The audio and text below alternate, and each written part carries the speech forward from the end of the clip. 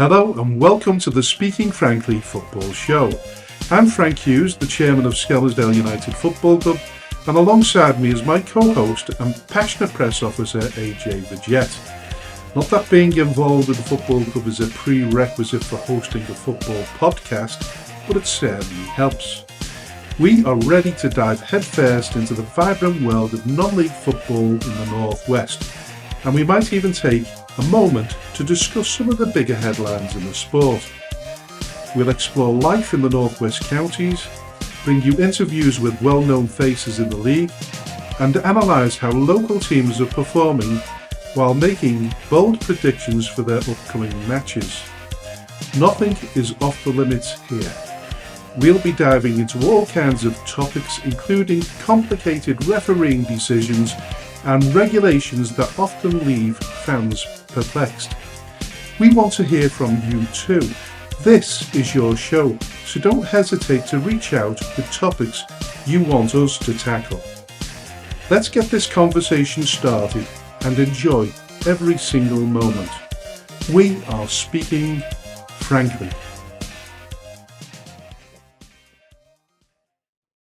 Hello and welcome to the 21st episode of the Speaking Frankly Football Show, and a warm welcome to my co-host AJ. Hello Frank, hello everyone, thank you so much for tuning in to the 21st episode of the Speaking Frankly Football Show. Coming up on the show today, we're going to examine all the goings on in the Northwest counties across the last week or so, from Premier to South to North. We're going to check in on Marine. We're going to examine in a bit closer detail Cheadle. And then we have our examination of Avro to come as well. And then in part two, we're going to be interviewing Winsford United's joint manager, Dean Jones, in the wake of Winsford's clinching of the Division 1 South title during the week. And then, of course, in part three, we will sit our expert analysis on the upcoming games. So all of that is to come. But first... Well, it's been an interesting week in all divisions, and yes, as you've alluded to there, one huge issue already settled. Winsford clinched the title on Tuesday night with a resounding 4-0 win over Cheadle Heath Nobads, and like you said, we'll be introducing Dean Jones in the second part of the show. Unfortunately, Dom Johnson, and that is D-O-M, not to be confused with Miami Vice, his partner in crime, is busy with work, so he unfortunately won't be on the show. Oh, never mind. Anyway, but listen, Premier Division, we started the Premier Division as we always do. Absolutely. In the Northwest Counties Roundup. Bury maintained their position at the top of the league with a 3-0 win over Squires Gate. And Lower Breck just kept that pressure on them again with a magnificent away win at the Alamat. Yeah, absolutely. I didn't... When we started this podcast and when we were in the early stages of looking at the league and the examinations of the Premier Division, I don't think either of us had a bet on Lower Breck not only challenging for the title at any stage, but still be challenging for the title with 2 games of the season to go. It's quite incredible. I think a lot of people thought that Bury would kind of canter to it. And obviously they had challenges from Chatterton and Ramsbottom United over the bulkhead of the season. And now Lower Breck, from very sort of out of nowhere really, the dark horses have come roaring into second place and look like they're going to take it to the last game of the season. They're only separated by 3 points with 2 games left to play. It's incredible. Yeah, I think we alluded to it on one of our previous shows. We've not really mentioned Lower Breck, well, we started to, but they crept into it, didn't they? In many ways. Yeah. But listen, there's a plethora of talent in Liverpool, and just assuming that they've tapped into the huge pool of players there. I think that's very possible. Yeah, I mean, look at what they're doing. I mean, not only are they sort of the second team in the Premier Division to surpass 100 points, they've scored 22 goals and conceded 2 in their last 6 games. So they've scored 111 goals overall, a a feat that only Bury have beaten them on, but they have the second meanest defence in the division. So it almost, looking at it numerically, it makes every sense that they should be there, but no one expected it. No, and of course, looking at the table there's actually 3 teams that have scored more than 100 goals. Certainly have. Padiham in 4th place, 101. I've not looked at the record books, but no doubt somebody will tell us, but that could be a record in the North West Counties, 3 teams above 100 goals, I would imagine. Possibly, yeah, but what an incredible season it's been in the Premier Division, and it's going to go down to the wire. Very exciting. And I think the most interesting part will obviously be, and we'll talk about it in the last part of the show, will be the playoffs, because I think we've virtually got, bar West Didsbury, who will come to, certain of the playoff positions. Lower Breck, Ramsbottom, Padiham, yes, and of course, we'll all be there. It could be Bury in the playoffs, but right at the moment they've got the advantage. Certainly do. But listen, West Didsbury and Chorlton had a late 80th minute winner at home to Chadderton in front of a fantastic crowd of 1,320. They are now 6 points ahead of Earlham, who dropped 2 points away at South Liverpool. Yeah.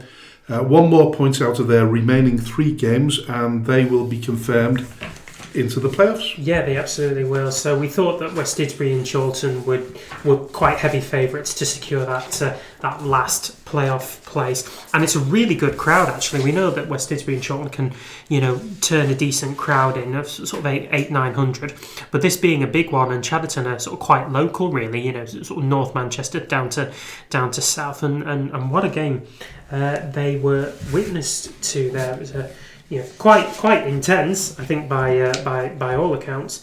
But luckily, West Didsbury and Chorlton have kind of come out of the right side of that one. Only just one goal to nil, but 1-0 is all that really matters, really. And with 3 games to go, their next game is away at AFC Liverpool. You'd imagine that they'd secure the points that they need there, really. And arguably in the playoff, if you were to pick a final, I would assume you'd probably go for Ramsbottom versus West Didsbury, purely based on the fact that they can both clubs can create a crowd. From a neutral's perspective, and certainly from the financial perspective, both of those teams command really big, really quite large crowds, particularly West Didsbury and Chorlton with the student factor in there as well. So from that perspective, you would. But as we said last week, Padiham themselves can command a crowd. I mean, it was over 500 that saw them beat Squires Gate last week. You'd never count them out of rummaging up a big crowd. No, certainly wouldn't. So at the bottom of the table, Cone sort of pulling off their end of season Houdini act as usual. They beat Litherland 3-1 away from home, and swap places with Prestwich Hayes, who lost 2 at home to promotion seeking Ramsbottom. No disgrace there. No. But Prestwich will be kicking themselves as Rami snatched all 3 points in the 97th minute when Luke Barlow lifted the ball over the Prestwich keeper. Yeah, I saw the goal and I saw the celebrations from that one as well, and that will have done Steve Wilkes and Rami absolutely the world of good. It's given them their 5th straight win in a row, and they're going into the playoffs with a really kind of good run of form behind them. Cone versus Remica. I feel like it was to be expected. I called it. I said that Cone were going to win this purely by virtue of Litherland Remica having lost their last 2 games and sort of winless across their last 6 anyway. And Cone, as you say, sort of pulling their Houdini act. It's quite regular for them, isn't it? They're sort of I think so, down there in the mire quite regularly. They went behind quite early on through Litherland's James Hamill. But Cone equalised within 3 minutes and then took the lead right before half-time.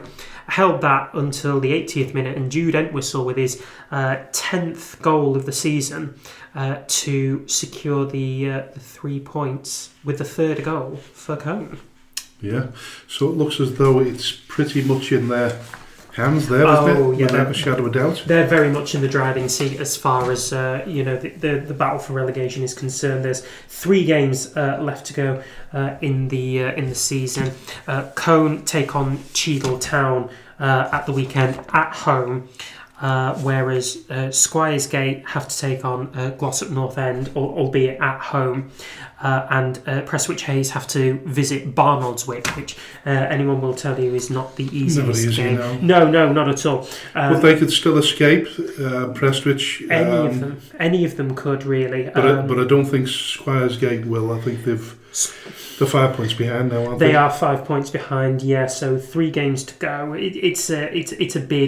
It's a big one to. I mean, even if they lose and Cone win at the weekend, it's not technically, mathematically confirmed. But you kind of have to say that at the minute the writing's on the wall for Squires Gate. I think the writing's on the wall for Prestwich Hayes as well. But you just never know. You just never know at this point. No, but looking at the form table, Prestwich Hayes are 16th position. Mm-hmm. So just 1 win in the last 6, yeah. Yeah, and then you look at the Squires Gate. Squires Gate not that far behind them, are they? 2 places behind them. Mm-hmm. Yeah. And then Cone, like you say, in 12th position and looking really good. So looking steady enough, yeah. Well, we look at the form at the bottom of the table because you're looking to see who can escape. But just sort of finalising the Premier Division, I think it's really important, isn't it? Going into those playoff situations that those teams that are in those positions show some form, and it's difficult. They're all showing form. It's difficult to tell them apart and see who's going to be who's going to be the really hot favourites. To be honest, given how far they've pushed them, I think it's quite cut and shut. Particularly, I think it will be Lower Breck to go up, but. I envisage a Lower Breck Padiham final, and I do see it being quite a tough one. I think there may only be sort of a goal or 2 in it. I don't think Lower Breck will canter to it in nearly the same way. The only thing I'd say to you, I think I said it the other week, that when we were going neck to neck with toe to toe with Chester, we got pipped. It was a case of after the Lord Mayor's show going into the. Everything is quite flat when you miss out, and it depends how close they come at the end of the season. Yeah. Because things could change, and listen, we'll talk about how it might change when Bury play Cheadle. We'll talk about that later, though. We certainly will. So, Division 1 South. Now, Winsford were crowned champions Tuesday night when they beat Cheadle Heath Nomads 4-0 in front of an expectant crowd of 481. It's a big crowd in the South Division. Huge. It's always good to win the title at home, but style as well. But we won't say too much now. As alluded to at the top of the show, we'll be joined by Dean Jones, the joint manager of Winsford. Winsford, indeed. Yeah. So we'll move on to Stafford. Stafford, who will have to settle for the playoffs, but there's still a chance that Abbey Hulton United could grab the runners-up spot as they beat Stafford 1-0 on Tuesday night. The only other issue to resolve is between Asheville and Eccleshall, but with a 4-point advantage, Eccleshall appear to have their hands on that final playoff spot. Yeah, they do. For Stafford, I can understand why they've taken their eye off the ball a little bit. You know, Winsford have been crowned champions, but Stafford have secured the playoffs, already. But on Saturday, just gone, the 29th, Stafford actually reached the Macron Cup final by beating AFC Blackpool 2-0 at the Mechanics Stadium. So they'll play Charnock Richard, who won their semi-final against Barnton, which will be a terrific showdown between 2 teams that I don't think either of us expected to get to the Macron Cup final. Charnock Richard in the Premier Division haven't challenged for the title. Stafford Town have challenged for the title, but in a lower division. So they've both got their eyes on silverware, and maybe that's why their domestic form has kind of tailed off in recent games. Yeah, looking good, isn't it? Anyway, it certainly is. Looking excited. Do we know where the final is?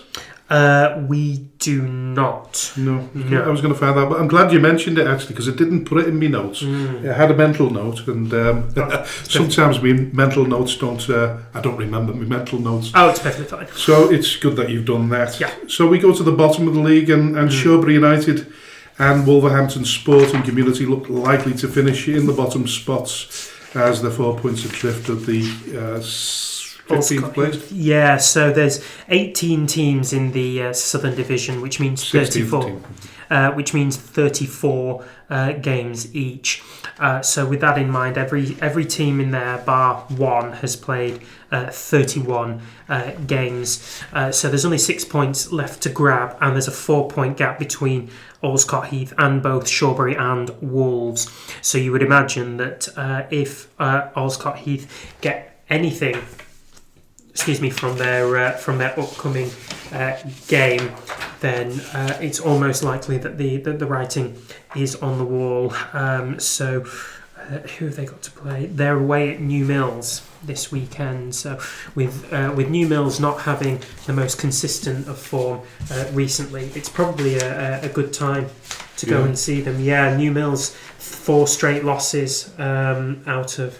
3 straight losses, but 5 out of their last 6. It's a really poor time to play them, whereas Allscott Heath are unbeaten in their last 3 games. So it could very well be that the Southern Division at top and bottom is settled by this weekend. Yeah. Moving on to Division 1 North, with a 5 points advantage over Nelson. Only a catastrophic failure would prevent Everton LR from winning the league, but it's been quite a week for LR, beating Nelson at a crucial stage and winning their game in hand at Droylsden on Tuesday. It was at home against Droylsden, in front of a nice big crowd of 417. Yeah, I have said from the beginning of the season, showing their form, we were expecting them to be better supported. They finally seem to be getting that support. Let's hope it sticks with them. Well, we know that Droylsden can carry a decent crowd with them wherever they go, and it seems like on a Tuesday night as well, they may very well have carried a good chunk over to Atherton. It's not particularly far; it's East Manchester to West Manchester, really. So it's not far. No. That being said, when we went to Atherton a couple of weeks ago, I think there was 220 there. I think it may have only been a dozen or so of our supporters that went along, maybe a little bit more. So they can command a good crowd, and they're right in the heart of a literal, community, a community hub, if you like. There's a train station just around the corner, so they are really well placed for it. It was a bit of a bugger to get there via sat-nav, but once you do get there, their facilities are amazing. But I think Davy Jones will be incredibly impressed with that one, not only for having negotiated the hurdles of both Nelson and Droylsden, but actually managing to do it whilst keeping 2 clean sheets as well. I think even more so given that Joe Bickerstaff, the Atherton goalkeeper, saved a penalty from Droylsden on Tuesday night when the game was at 0-0, and then made a string of really good saves when it was 1-0. They took an early lead, did Atherton LR, and then holding on to it, they really would have had to stretch. But I think the victory over Nelson is all the more important for the fact that, again, they managed to keep out 2 of the league's highest goal scorers in Max Kane and Charlie Frost, who is still only 1 goal away from securing the record for the most goals in a domestic season at this level. So to shut him out was absolutely amazing, very much in the driver's seat, and I think they're destined to go up. And they've got a cup final of their own, the Edward Case Cup. They're in the final of that. Yeah.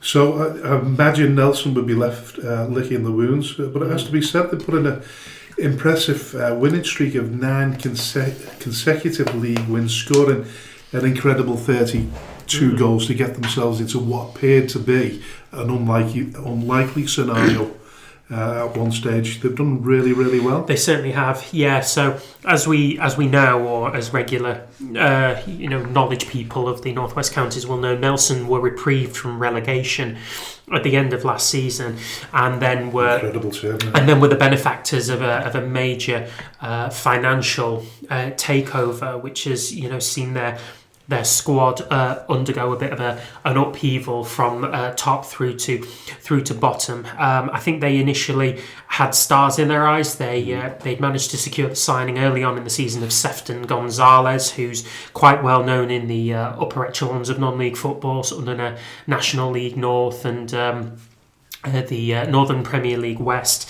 etc. But he left, and they now seem to have a very established, settled squad.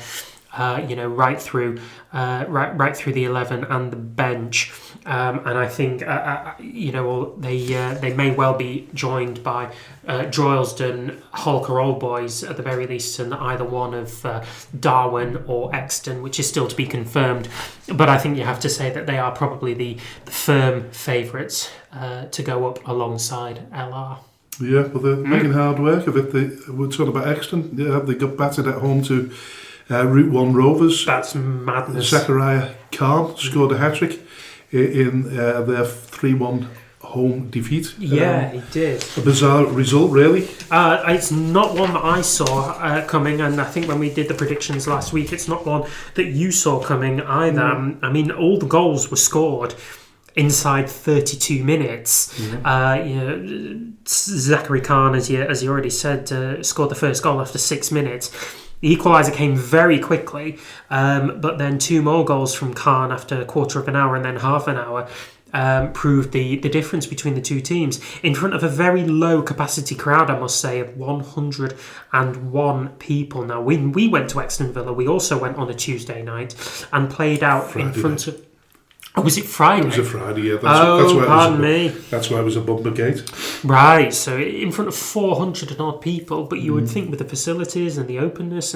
Exton Villa are massive for being a feeder club for the local college next door, which is Runshaw, and then they've got links to Leyland and Chorley as well. And allegedly, I was told this by my best friend who went to Runshaw, if you are a prospective football player at that level, you are wanting to be touted by Exton Villa because there's such an enormous institute of football in this area. And I certainly would have thought they'd have brought in a bigger crowd for that one. We know that given geographically where Route 1 are, they wouldn't have brought a big one, a big contingent. I just don't think you'd always get what you want at this level, do you? I keep going on about it, but when Skem won the title back in 2013, was it 14? Their gates went down. Yeah, bizarrely. It is really bizarre, but this is mid-season, man. Like, the momentum is still there, the hype is still there. So I would have thought that more would have been done from Exton, but they're still very much in that last playoff position. But they are 4 points ahead of Darwen with 2 games to play. You have to feel that any result that they get either which way or at the weekend, and that would kind of secure them the last playoff spot. Darwen have been amazing, haven't they? Really, Darwen are quite incredible. They've had that incredible run, and it just looks as though they're going to fall short. Yeah. They pulled in the transfers that they needed just a little bit too late, it would seem. But they've had 2 amazing results in themselves. Obviously, beating Nelson first of all in that massive El Hot Pot derby last weekend, and then they followed that up this weekend, just gone, when they who did they play? Pardon me, I'll just talk amongst yourselves. I'll get there. Nice. Come to us, sure. It was Ashton Town. They beat Ashton Town 2-0 away. At their place as well. At Ashton as well. So they're on a really good run. They're doing the business that they needed to do, but it's just come a little too late, I think. Yeah. So coming to us, not much fun at all. 2 back-to-back defeats at home. Yes. Lacklustre display against Thornton Cleveland's losing 3-0. Bizarrely, it was a much better display against Daisy Hill, but we still lost 5-0. Unfortunately, I think the Achilles heel is the fact that we can't score goals. I'm afraid so. Yeah, so we haven't scored since that 2-1 win against Garstang, and those 2 goals actually made up about nearly a fifth of all our goals scored this season, which is obviously desperately disappointing, and we know it is. We're fully aware of our shortcomings in front of goal. I think the boys obviously have they may well say that they switched off, or that Daisy Hill just smelt blood. I mean, it wasn't ideal that we came into the game with quite a few injuries. Sheikh Islam, Christian Masima were both injured, and then during the game as well, a really nasty bang on the head to Saeed Shehu, which means he will in all likelihood miss the last 2 games of the season. It's a bit of blow. I think he will, yeah. Yeah, so our squad is did take a bit of a hit there. Well, we're going to be down to the bare sort of bones of it on Saturday. We'll come to that at the end of the game, but it's not been great. But I don't think the 5-0 defeat against Daisy Hill was sort of true reflection of the game. I think we played fairly well. We started really well in that game. We were on the front foot. We were corners in the first 2 minutes. We were getting the crosses in. Having Peter Smith back, who's a set piece specialist in his own right, was really helpful. Unfortunately, the momentum dropped when we conceded the first goal after 9 minutes, and then it was a very brutal 5-minute period when Daisy Hill scored 3 goals. Which just kind of left us on our backs, unfortunately, and then they scored their 5th just prior to the final whistle going. It was deeply disappointing. I felt as though the heads went down after Luke Nichols had scored the second goal, and you could visibly see it, and there was no way back, and certainly no way back. We talk about centre forwards; they come at a premium. There's not many of them knocking about. It's been very, very. Because bizarrely, the way the season's panned out in terms of the fixtures, we're almost relegated before Christmas in many ways. Yeah.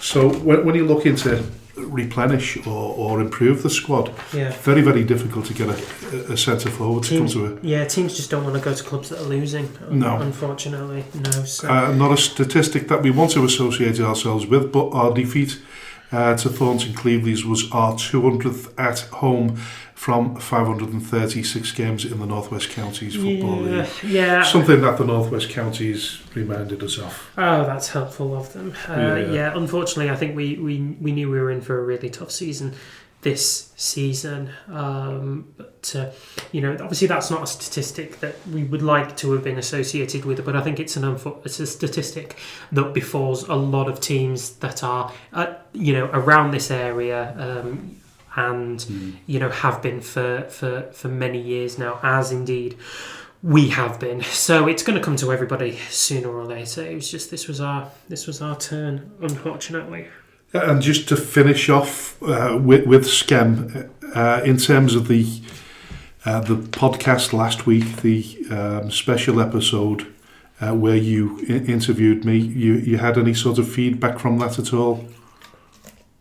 So, only really in gifts and spurts, to be honest. Nobody has mentioned anything on the social media sites in regards to the follow-up of it, although there is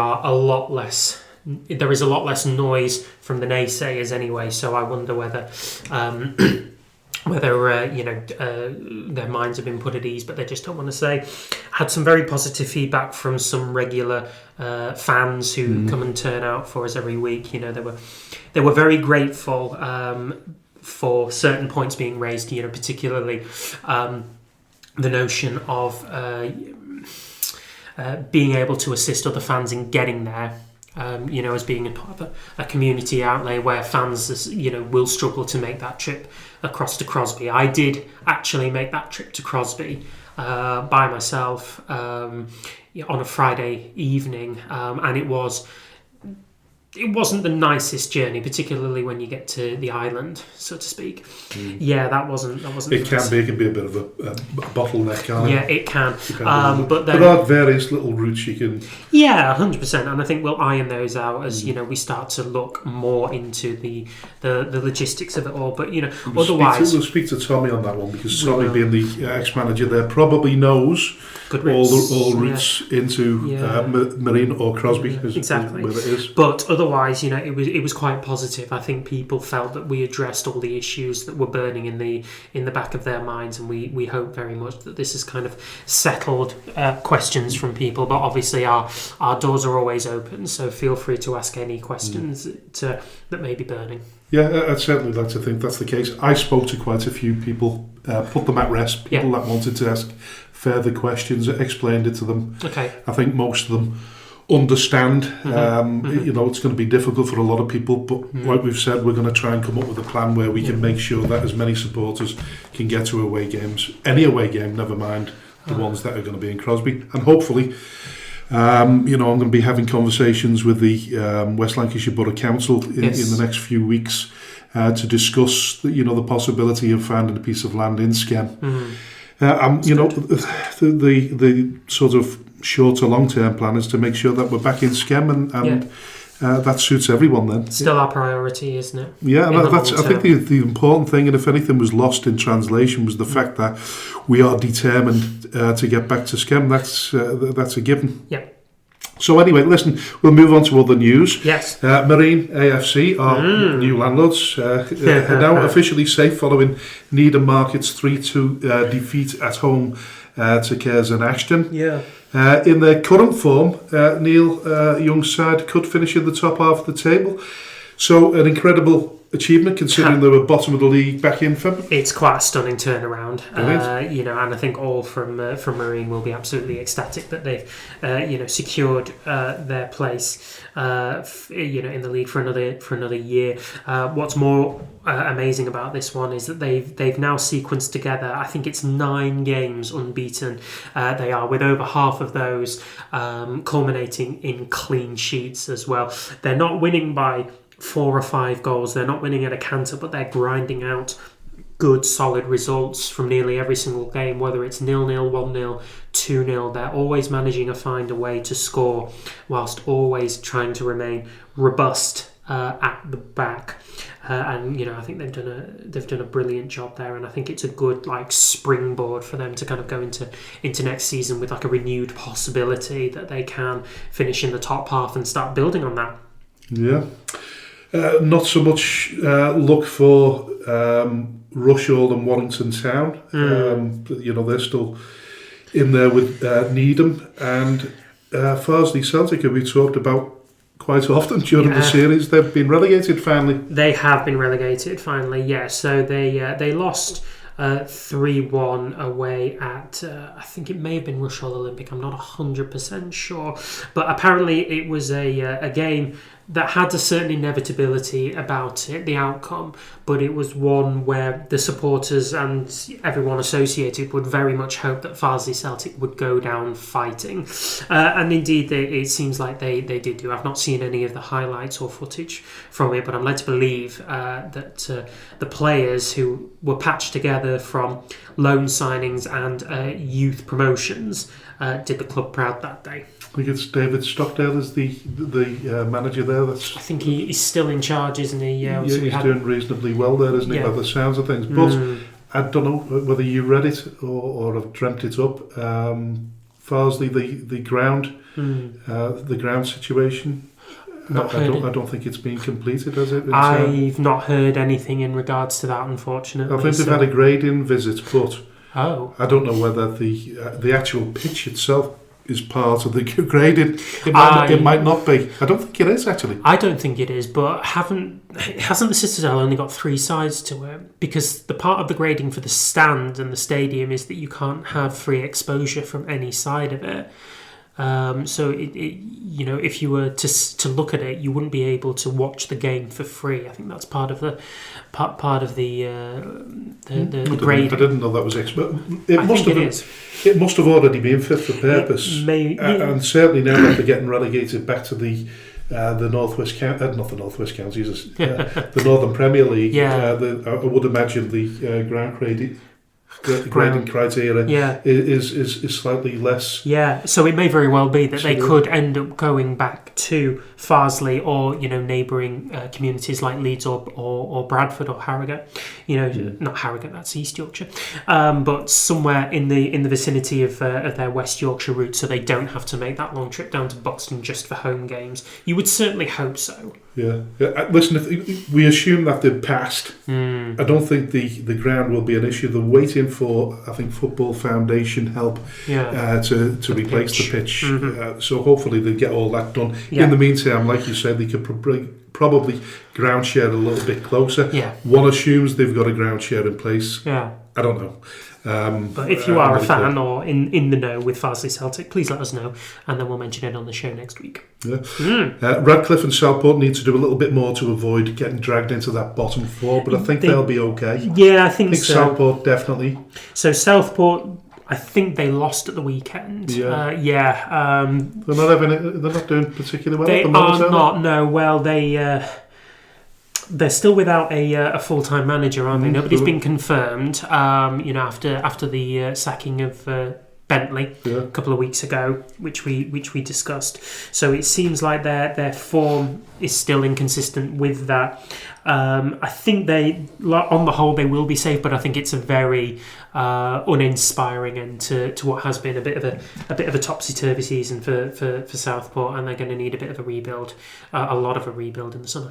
Yeah, and just looking at the top, I know we don't really discuss the National League North very much, but Scunthorpe United are top in the league. They've got a 2-point lead over Kidderminster Harriers. Yes. And third place is Brackley Town, but then if you look at the rest of the playoff positions, Chester, Chorley and Curzon, nice sort of northwestern mixture. Yeah, very much so. I thought Chester were going to do better actually at the one stage. I think they were the top of the league. They certainly were, yeah, and it looked like Scunthorpe may have been that team that were battling within the midst of the Northwest boys in the playoffs. But Scunthorpe have had a brilliant turnaround in form. They were heavy winners at the weekend. I can't remember who they played. It may have been Kidderminster. I'm not 100% sure, but they almost seem certain for the title now. I think a lot of Iron fans are quite confident that they will go back up into the National League proper.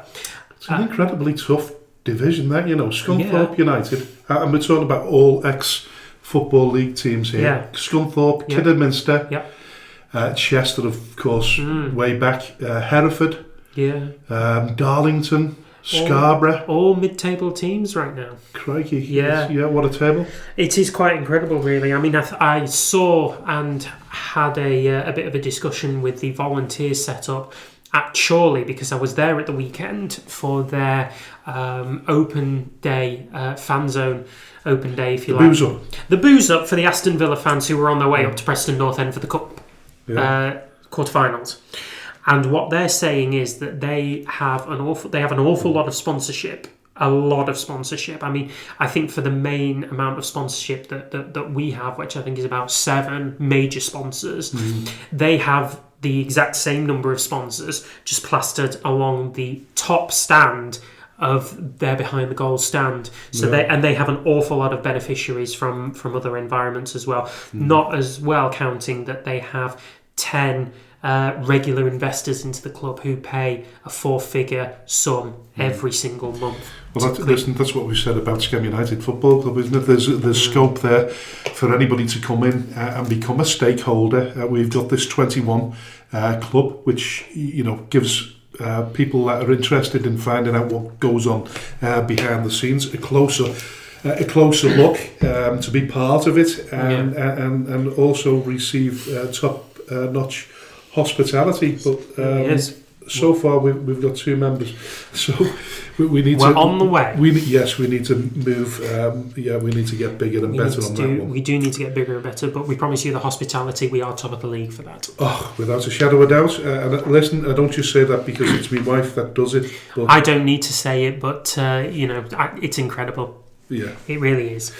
Now then, we're going to move on to the controversial stuff, and we're going to start in the North West Counties Premier Division with Bury. Now, well, I wasn't going to mention this one. It was you that brought it up either today or yesterday, because I thought it was a little bit of a non-story. But it's created a bit of a... Well, I think it is a bit of a discussion in its own right. It is now, because we're talking about it. Exactly. So here's what is happening. So Bury go to play Cheadle Town in one of their penultimate games a week on Saturday. Now, the game has been switched to FC United of Manchester's Broadhurst Park, which is a purpose-built, fully enclosed stadium. Yeah, which can hold about 6,000-7,000 fans, something along them lines. It's enormous. I think, yeah. By contrast, Cheadle Town Stadium can only accommodate 1,000 people. Now, we're not 100% sure who has authorised or instructed the move, but it appears to have been done in accordance with police instruction over safety concerns. Now, it has divided fans. Some people are saying that it gives Bury an advantage over closer rivals Lower Breck, with a better playing surface and a much larger crowd, which would effectively turn an away game into a home game. Now, some have argued that had it been played at Cheadle, Bury supporters would still have outnumbered Cheadle supporters by 10-1. Now, this may be true, but Cheadle have agreed to it, for one, and for two, they're expecting an enormously healthy crowd, which would financially benefit Cheadle as the home team, in inverted commas. Now then. Well, the North West Counties must have sanctioned the switch, and we assume in accordance with the police. What I would say from a safety perspective, you can't really argue, because I would imagine that being the possibility that they could actually win the title there, I would imagine anywhere between 3,000 and 4,000 supporters might want to gate crash the game. Well, particularly when there is a small chance that Bury could win the league. Well, listen, I don't think 3,000 or 4,000 people are going to turn up, but what I have been told is there's a possibility anywhere between 300 and 400 people had threatened to be there to join in with the celebrations. So, based on that alone, the police, the league, and both clubs have observed that safety must come first, which I totally endorse. Yeah, absolutely. You know, we've talked about fan integration. We've talked about the environment being suitable for large numbers of fans. Obviously, we've witnessed it at lower level and, very notably at higher level, where a stadium simply can't accommodate the number of fans. We know how dangerous it can be. So I do understand. I think what would be helpful is if Cheadle fans, as the home team, were given priority tickets or, priority options. Well, they're selling the tickets, so they will have the priority. They certainly are, but Bury fans are more than entitled to purchase as well. Or you can't. I don't think they're going to achieve a gate in excess of what they get at home anyway, are they? I wonder, because Cheadle is only down towards Stockport and Bury is obviously very North Manchester, so it's not a difficult trek, in the same way that if it would be if they were playing. They've played there before, haven't they? And not had much success, but I think the ground shared there on one occasion. They may well have done. And I don't know what kind of crowd they had back there, but listen, I read another argument stating that if you base advantage purely on gates, you'd have to reduce Bury's home capacity to make it a more level playing field. Well, if you were going to do that, you'd have to reduce Bury's capacity by about 90%, given the extraordinary numbers that they command at Gig Lane. So I don't really think the argument stands up that they get an advantage through the crowd. No, maybe not, but nobody's expecting Cheadle to win this game anyway. No, I don't think they are, but they could certainly do something. I mean, you never know. You just never know at this league. I know Lower Breck and Bury are absolutely cantering, in recent days, and in fact over the long period, both of them are in incredible form. But you never say never, do you? But listen, it's not over until the fat balloon starts to shake us, lose air. You know what I mean? So yeah, it's possible. I also wonder whether Cheadle would be adaptable in playing on at Broadhurst Park. Have they got the same kind of pitch? Did Cheadle have a grass pitch where Broadhurst Park? I know Broadhurst Park doesn't. But what kind of pitch did Cheadle play on? Will that play a factor? Well, I think the one argument was that the playing surface wouldn't suit Berry, but who knows? But listen, I don't think it really matters. I think there's a lot more to be. It'd be interesting to see how the rest of the season pans out with those 3 games. But I think there's more stories to come. Yes, there probably is. Yeah. Now then, Avro. Yeah, well, listen, I was completely shocked by this because we look at a team that currently has the best form with 5 consecutive wins, sitting in 6th place. They're only 4 points from the playoff positions with 5 games left. Yep. Avro have switched off their comments section on X or Twitter, whatever you want to call it. Why have they done that? Well, one would assume they're taking a fair bit of stick for making the decision in the first place, particularly at a crucial stage. Frank, what's the decision? You've not told us. Have I not told you what the decision is? What's the decision, Frank? Go on, you tell me. They've sacked David Birch and Michael Norton, the joint managers. That's what's happened. So Avro, best team in the league on current form, 6th place, 4 points outside the playoffs. They're into the Phoenix Trophy semi-final as well. And they've sacked their managers. All right, I forgot to tell you that, didn't I? What the hell is going on? So David Birch and Mike Norton, who are the joint managers, listen, they've gone on social media and they've wished the club the best of luck. There's an awful lot of innuendo flying around, as you would expect. Listen, there's a story. There's always a story on the flip side as well, so the club will have their own reasons for it, but when you switch your notices off and nobody's telling you what's happened, well, it's the really speculation is going to continue. Exactly, yeah. So Avro aren't actually consistent and active on Facebook or Instagram. It's only on their Twitter X channel with which they are consistent, and they confirmed that they've parted ways with David Birch and Michael Norton, as well as the first team coach Neil Jackson, all of whom have only been there over the last 9 months. And then to switch off their comment section, not only on that post, but also on all of their posts on X as well. Now, clearly they don't want anybody talking about it or, making accusatory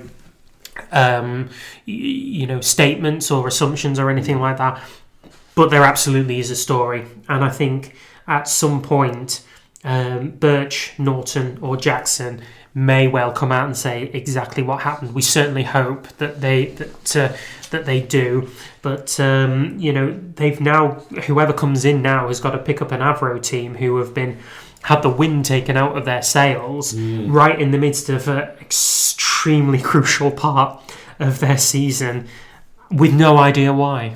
No, we've seen this a few times this season, haven't we? Yeah, we have. Senseless or seemingly senseless decisions that have been made. Yeah, I mean, we had one of our own on the show 3 weeks ago, Paul McNally. Yeah, I suppose the difference is they were bottom of the league. They were absolutely bottom, so that makes a difference. But then, who on earth was going to turn that around? I mean, with a limited budget and playing away from home every single game, paying allegedly £2,000 per game, £3,000 for bank holidays. Yeah, exactly. It's going to have an effect on your playing budget. There's no doubt about that. Yep. So, listen, this is a story that might start bubbling. Yeah, bubbling. I think so. Yeah. Might just get David Birch and Michael Norton on the show. That would be. Although really I don't think anybody wants to speak at the moment, do they? No, I mean, when you've just been fired as manager or you've parted ways, should I say, then it's never ever the time to start speaking ill. Particularly when you may be looking for a new manager, a new job. Yeah, absolutely. But they're not saying anymore. They've moved up very quickly to discussions on the next game, which is away at Nantwich Town. So it looks like they're not saying anything at the minute, really. It's a shame. And a little bit like the sort of Kane Duncan story, the bloke that we interviewed last week. Yep. Nothing at all on social media. No, he's not been announced for... I was going to message him today and ask where he was, but... Quite clearly, if he's not made a statement, you would assume that there's been no movement. No, I think that's the case. Right. Okay. Well, listen, we'll leave the first part of the show. We'll go into a commercial break, and after the commercial break, we'll welcome Dean Jones, who's the joint manager at Winsford United, to talk about their Division 1 South title win back on Tuesday. So we'll see you after the break. Certainly will. Bye for now. Special shout out to all the businesses that support Skelmersdale United Football Club: Origin Sign Company, T&W Garners, 7PDS, Skem Express Cars 5005, Lease Car UK, RNB Auto Centre, SB Skills Solutions, and Hey Presto Web Design. Thank you to everyone who donates to the club, supports our race nights, raffles, and the lottery bonus ball scheme. And, of course, the last man standing.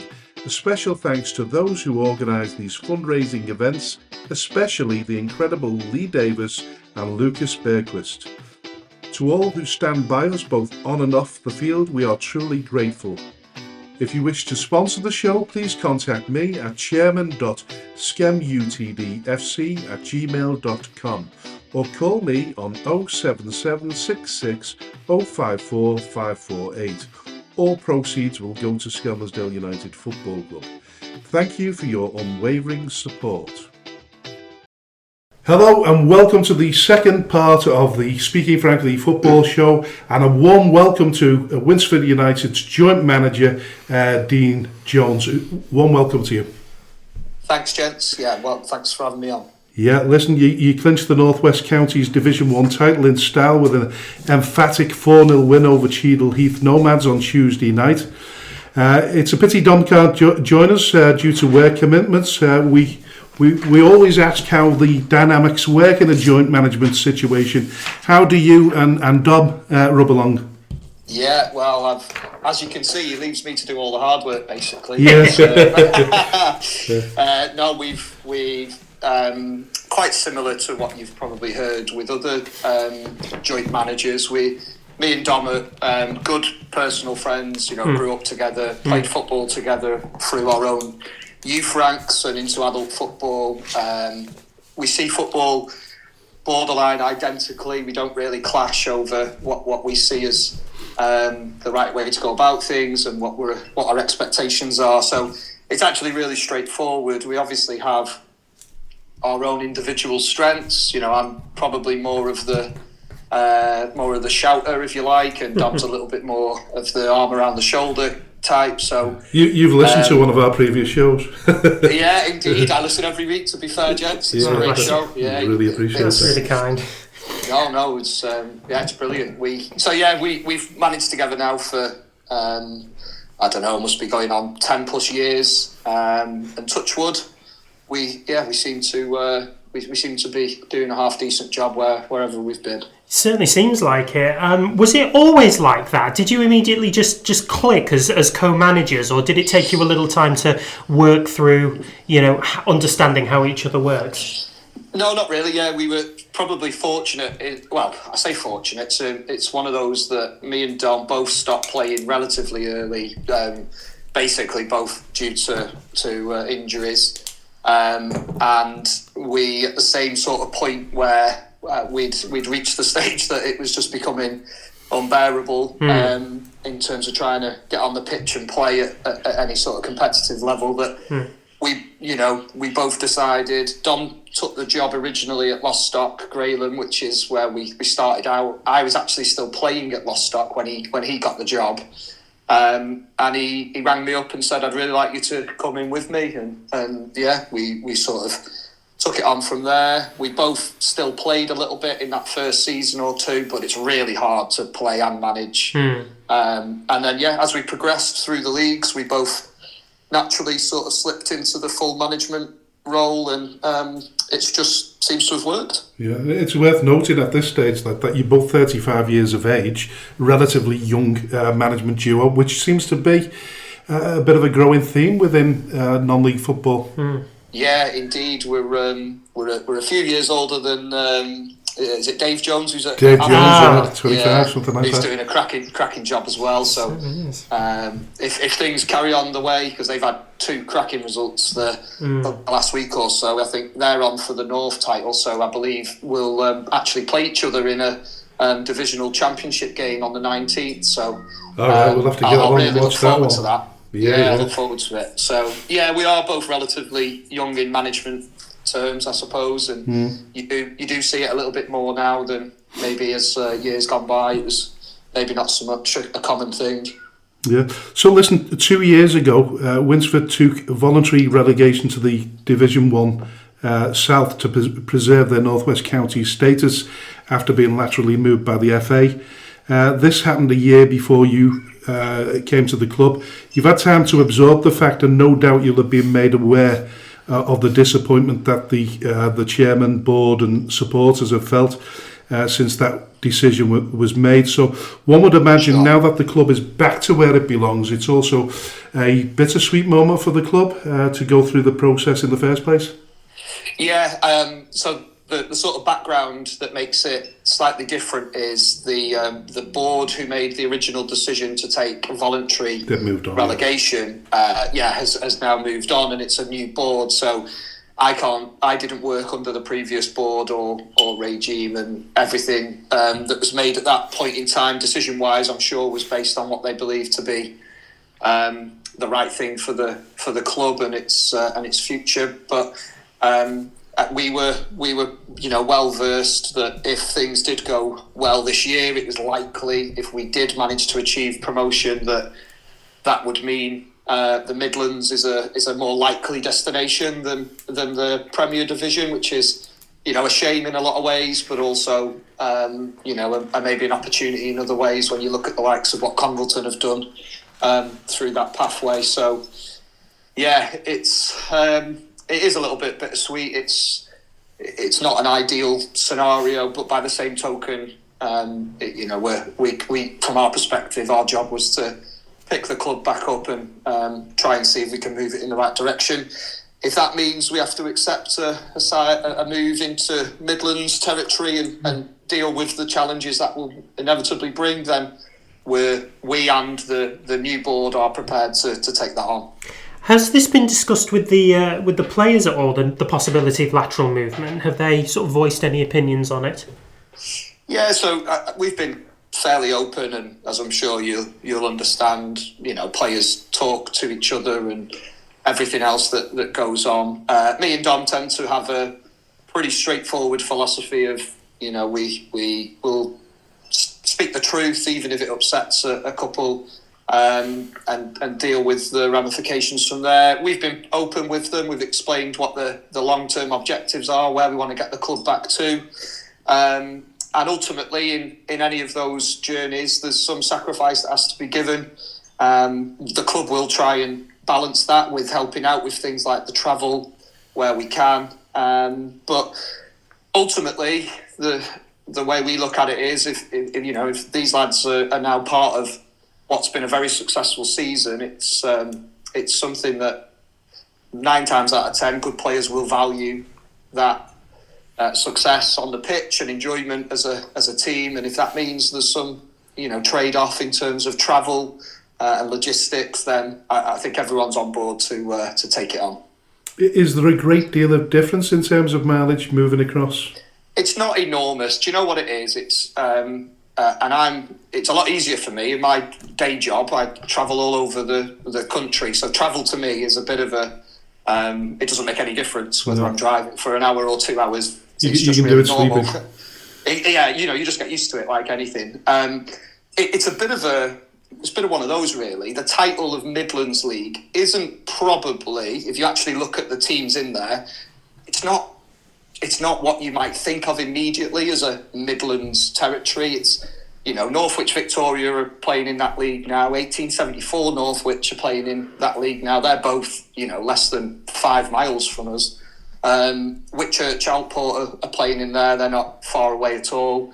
So by the time you actually weigh it all up, there are a couple of longer journeys, but there are also a lot of shorter journeys.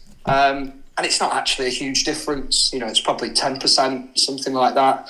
I think it's just getting over the initial sort of stigma, or what stands out as, it's Midlands, it's going to be something completely bizarre. But actually, when you break it down, it's not too big of a deal, in my opinion.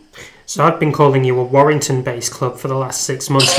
You're nowhere near Warrington now, are you? We're not. No, oh, balls. Right. Well, I was going to mention that because we spoke off mic and you were really, really embarrassed about that, AJ. I'm still really embarrassed about it, but it's a good comedy perspective to the show. Yeah, it's an honest mistake. It did tickle me, as I say, when I listened, and you'd throw that in occasionally. It made me laugh. It's no harm done.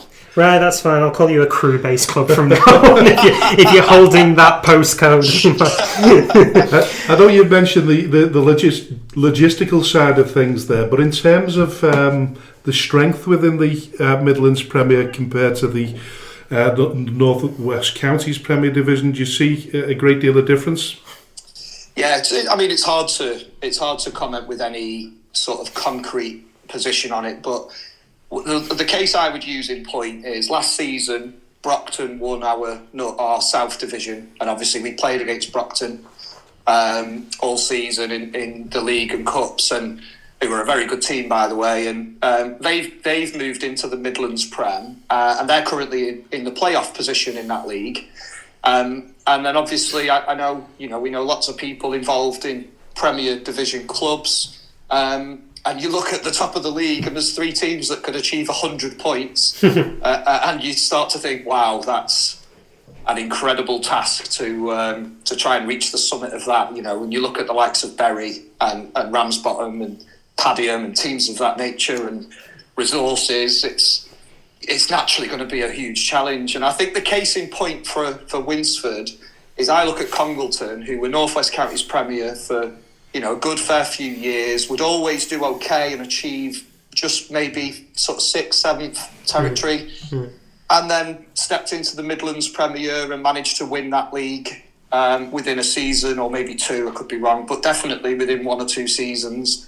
And they're now back in the West Division of the Northern Premier League. So it's hard to say because I'm not familiar with who that Midland Division week in, week out, and I don't want to be unfair or critical of something that I can't really comment on. But even if you just take the sheer volume of games, and what's the Premier Division now? 24 teams? Yes. 24, yeah. So you're playing, what's that? 46 league games plus your cups plus. There's only 18 teams, isn't there, in the Midlands Premier? So even that, you take into account it can work both ways. That's stress. Sorry. Yeah, no, not. I was just going to say that could work both ways, though, couldn't it? Because it's not been sort of really advantageous to us in terms of Skelmersdale United. We're in a division of 18 teams, and our season was 2/3 the way through before Christmas. Yeah. No, you're right. It can go the other way, and we're the same. The South Division's 18 teams. We were probably fortunate that we had a good FA Vars run. We had a good run in pretty much all the cups, and that managed to keep the season fixtures week in, week out until probably around January time, which in turn has actually allowed us to just concentrate 100% on the league without enormous pressure on the squad. Saturday, Tuesday, maybe even some game weeks with 3 games, and I just think if you balance that against if you're trying to win the league, all of a sudden an extra 12 games on your schedule to go and compete at the highest point possible adds a strain onto your squad. So if you've got the resources to deal with that and support it, fair enough, but a lot of clubs haven't, and I'm sure you've seen yourselves, if you lose 1 or 2 good players or your best player, it makes a big difference, doesn't it?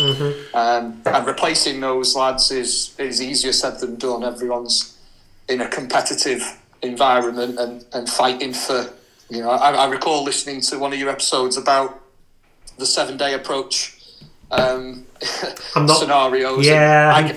I can tell you now, we've been we've been fortunate in the sense of the group has stuck together on the whole. We only really lost one player that we were desperate not to, but we've had approaches for, I would say, a good majority of the squad throughout the season, some of which have had 5-6 approaches. And it's it is really difficult to keep it all together. So yeah, in answer to your question, I think both leagues provide their own challenges, but I'm of the mindset when I look at the evidence of Brockton, Congleton, that maybe the Midlands Premier is a route that can get us a step closer to step 4. I think it's largely accepted, isn't it? It's probably the easier route. But listen, let's go back almost 12 months when you left. When you both left Alsager, was your intentions always to leave at the end of the 2023-24 season? Oh no, quite the opposite, to be honest. So we remain very grateful to Alsager. They gave us our first opportunity in North West Counties football and Step 6, coming after we'd been at Lostock for 7-8 years. We'd hit the ceiling as far as the club and their infrastructure and was able to go. And Alsager were the first Step 6 club to take a chance on us, really, and we were extremely grateful for that. The first season was very much where almost like a Runcorn Town situation this year. They were really struggling at the bottom, and we had to try and just survive, which we managed to do with a game or two to spare. So that was good. And then last season, before we left, we were just outside the playoffs, and we just fell short, with basically what we could do with the resources, and we were focusing entirely at the end of the season on. We lost in the Macron Cup semi-final away at Barnoldswick, which was a tough one to take, but they were a good side, and we had no intention of leaving. We were planning very much on how can we go that next one step and maybe get to the playoffs, and pretty much out of the blue, Winsford got in touch to ask to talk to us. Yeah. Well, listen, moving to another club's always difficult, particularly at non-league level. I believe you took 13 Alsager players with you when you left, which is fair dinkum, really, because that's what happens at non-league level. Well, yeah, it's one of those that when we took over Alsager, bearing in mind, I think we were second bottom. We had one player left in the squad when we came in. So the rest had decided they were moving on, leaving for whatever, for their own reasons. So we pretty much built that squad at Alsager from scratch. And the reality is the relationships and understanding and development of players and as a team had happened over a good season and a half. And when the Winsford job came up, the backdrop to that is I live in Winsford. I'm a Winsford lad. Dom's also was born in Winsford, lives very locally. And actually a good core of our team at Alsager were local lads to Winsford, Northwich area. So that was one of the big reasons to make the decision. And to be fair, that relationship with that group of players was very strong, and the opportunity to move was their choice, really. Alsager appointed a strong management team fairly quickly, and I was going to say that in fairness, they took a good portion of Winsford's previous squad with them as well, so it was a bit of a weird switch around. Well, I was going to say, in fairness, it didn't really affect Alsager at that particular stage, because the irony of the situation is the first game that you played was against Alsager and you lost. I was actually in Spain, so I can. It was Dom's fault. Damn it, Dom. No, yeah, I can say that. He's not here to defend himself. Yeah. No, it was, and amazingly, in the irony of football, we play Alsager away on our final day. On I know, the 12th, I was just going to say that. Yeah. So opening day and closing day for us. What an absolute bookender that is. It's unbelievable, isn't it? But listen, Alsager is a fantastic club. Terry Greer, the chairman, Kenny, the whole people behind. They're a fantastic bunch of people. They operate within their own resources. There's no hairs and graces, and We want them to succeed as best as any other club for sure. They did. They started like a house on fire, and to be honest, they brought in some really good players who very quickly got snapped up into higher divisions. And then obviously they've had their own change around as well, which has seen a bit of a change, but it's still a decent season for them overall. Yeah. Listen, what we've noticed about your results this season is if you put in this amazingly long sequence where you've dropped very few points, an unbeaten run in the league which stretches back to the end of August last year. I'd be amazed if it could be matched at any other level. 23 games, 19 wins and 4 draws. It's not only impressive, if you can manage to see the season out without losing, it will be a 25-match unbeaten run. How's that happened? What's the secret ingredients? Yeah, well, if I could give you the secret ingredient, I feel I could make a few quid at this. The truth is, it's been we've had a very consistent and capable squad of players, because as any manager will tell you, you can have, loads of teams can get 11 players on the pitch that are capable to compete with most, if not all, teams. But then, of course, when you pick up your injuries, suspensions, tired legs, just pure fatigue sometimes. People got things going on in the home or personal lives, children being born, weddings, whatever it is. All the challenges that nobody thinks are what part of managing a team is about. And actually having a squad that you can rotate and keep people in competitive nature of building a team, I personally would say that's the difference. The second part of that is, of course, is momentum. You go, you win a game, you win 2 games, you win 3, and all of a sudden winning becomes the expectation, and it becomes something that people just gravitate to. It helps you then attract another player or two to bolster what you've got. And all credit goes to the players, because the mentality to achieve that consistency across. The first thing I said to them when I managed to speak to them eventually after Tuesday night when the league was done, my comments to them were that is insane level of consistency to achieve, and they should be very, very proud of it. And I appreciate your words, and I agree. I'll be surprised if there's another team at semi-professional or any other level that can show they haven't lost a league game since August. Stafford Town were actually pushing you for a fair bit of the season, weren't they? Sort of going neck to neck with you. And what happened there? What's happened to Stafford? Really good team, Stafford. Going forward and attacking, they can be frightening on their day. They've got the captain Matt Hersey's a phenomenally effective player. Patrick Maz up front is equally capable. They've got really good attacking threat throughout. I personally think what's probably helped us is where we reached a point in the season where we'd come out of cups at fairly decent stages, but we hadn't gone to the depths of. I would say it's likely that they've had so many plates to spin, because they're in. I think they're in both cup finals, aren't they? Macron and Edward Case. They're they actually are. Yeah, they are. Yeah, and I know. Fair enough. And I'm not even sure if they're another one as well. So I think if you balance where we're focusing entirely 100% on our planning, our research of each opposition at a time, they're having to do that on 2 or 3 fronts, which eventually, if nothing else other than fatigue, that would be my best guess, because they're a good team. You certainly are.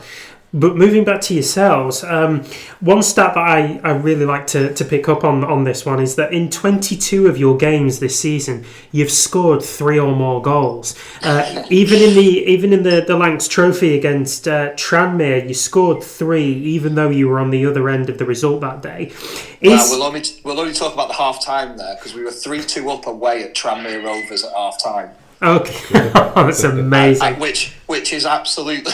I was just phenomenal. At half time. I went into the lads and I said, I don't even know what to say here. This is incredible. And they literally had like 6 or 7 of the first team 11 playing, plus some of the squad players.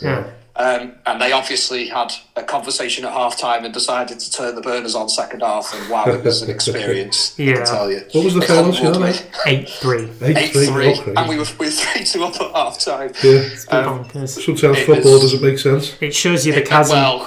It shows you the chasm, doesn't it, between professional and semi-professional, doesn't it? Oh, without any shadow of doubt. It was a fantastic experience, but one that really does let you step back and just respect the level that you're at and how far it is to get anywhere near that professional standard. Which is entirely understandable. So you scored 3 against Tranmere, and then you've scored 3 or more goals in 22 of your games this season. Is attacking like a huge part of your coaching philosophy, or do you just happen to be blessed with multiple players with goal poachers' instincts? Yeah, probably a bit of both. We do play front foot aggressive attacking football. We play fairly high risk football, which makes for probably a entertaining watch for the average person coming and watching a game at Winsford. We accept that there's an element of risk attached to that, but what's worked really well is with our philosophy and tactics of what we're trying to achieve. It's also fitted really well with the squad we've built, and I think what backs that up is we haven't actually got a top goal scorer in the top 5 of the league, but we have got, yeah, absolutely. So if you look at the South Division top goal scorers, there's not one player from Winsford, but what we have got is probably, I don't know off the top of my head, but I'll bet you there's 7 players in double figures. Six players, more than 10 goals. Matt Birch, 25, Oliver Pope, 18, Jack Woolley, 16, Elliot Coleman, 13, and Rhys Davison and Brian Robertson, 11 goals each. It's insane figures. Absolutely amazing. 94 goals between them. Yeah, so I think if I then told you, like, for example, Elliot Coleman, what's he on there? 13. Yes. Yeah. So he plays left wing back. All right, so crikey. That gives you the idea of. Matty Birch. Yeah, Matty Birch will miss the first 10 games of the season with sadly a broken jaw in pre-season. My God, I didn't know that.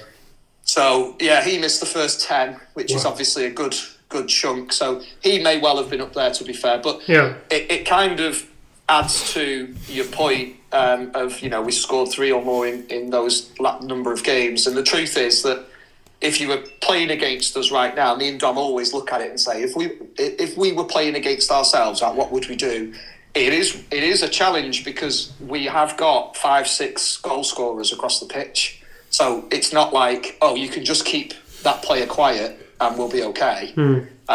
There is goals from each wing back all the way across to centre forward through central midfield, and that's worked for us definitely. It certainly describes your secret to success, doesn't it, with the question that AJ was asking before.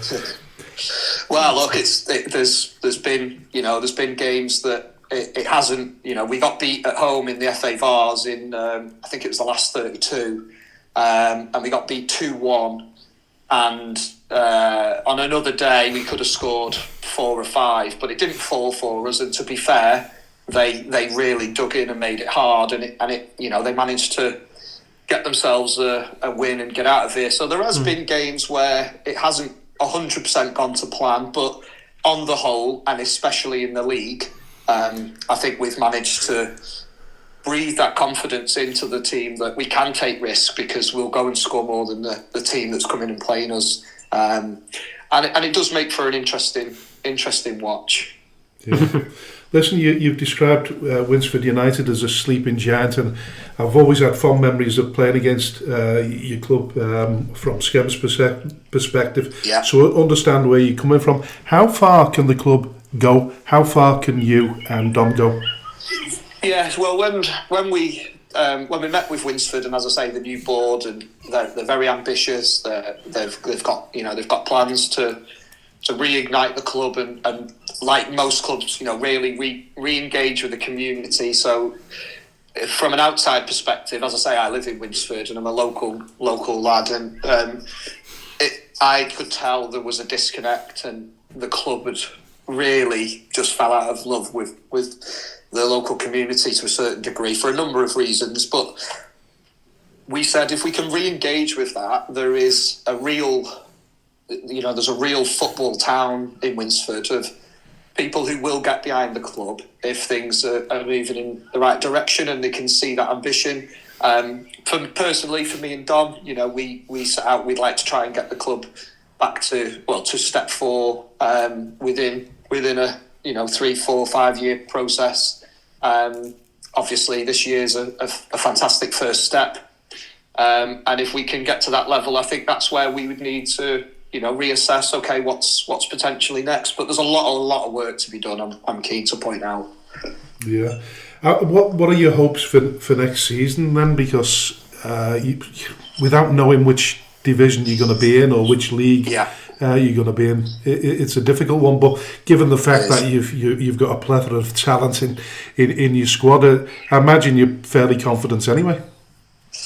Yeah, I personally, me and Dom are really confident in the group of being capable of going and competing at step 5. We were fortunate this season. We've played Liverpool and Remica, AFC Liverpool, Glossop North End, Stockport Town, and we were managed to be successful against all of those teams from the step 5 scenario. So we personally believe that the squad's capable to go and compete again.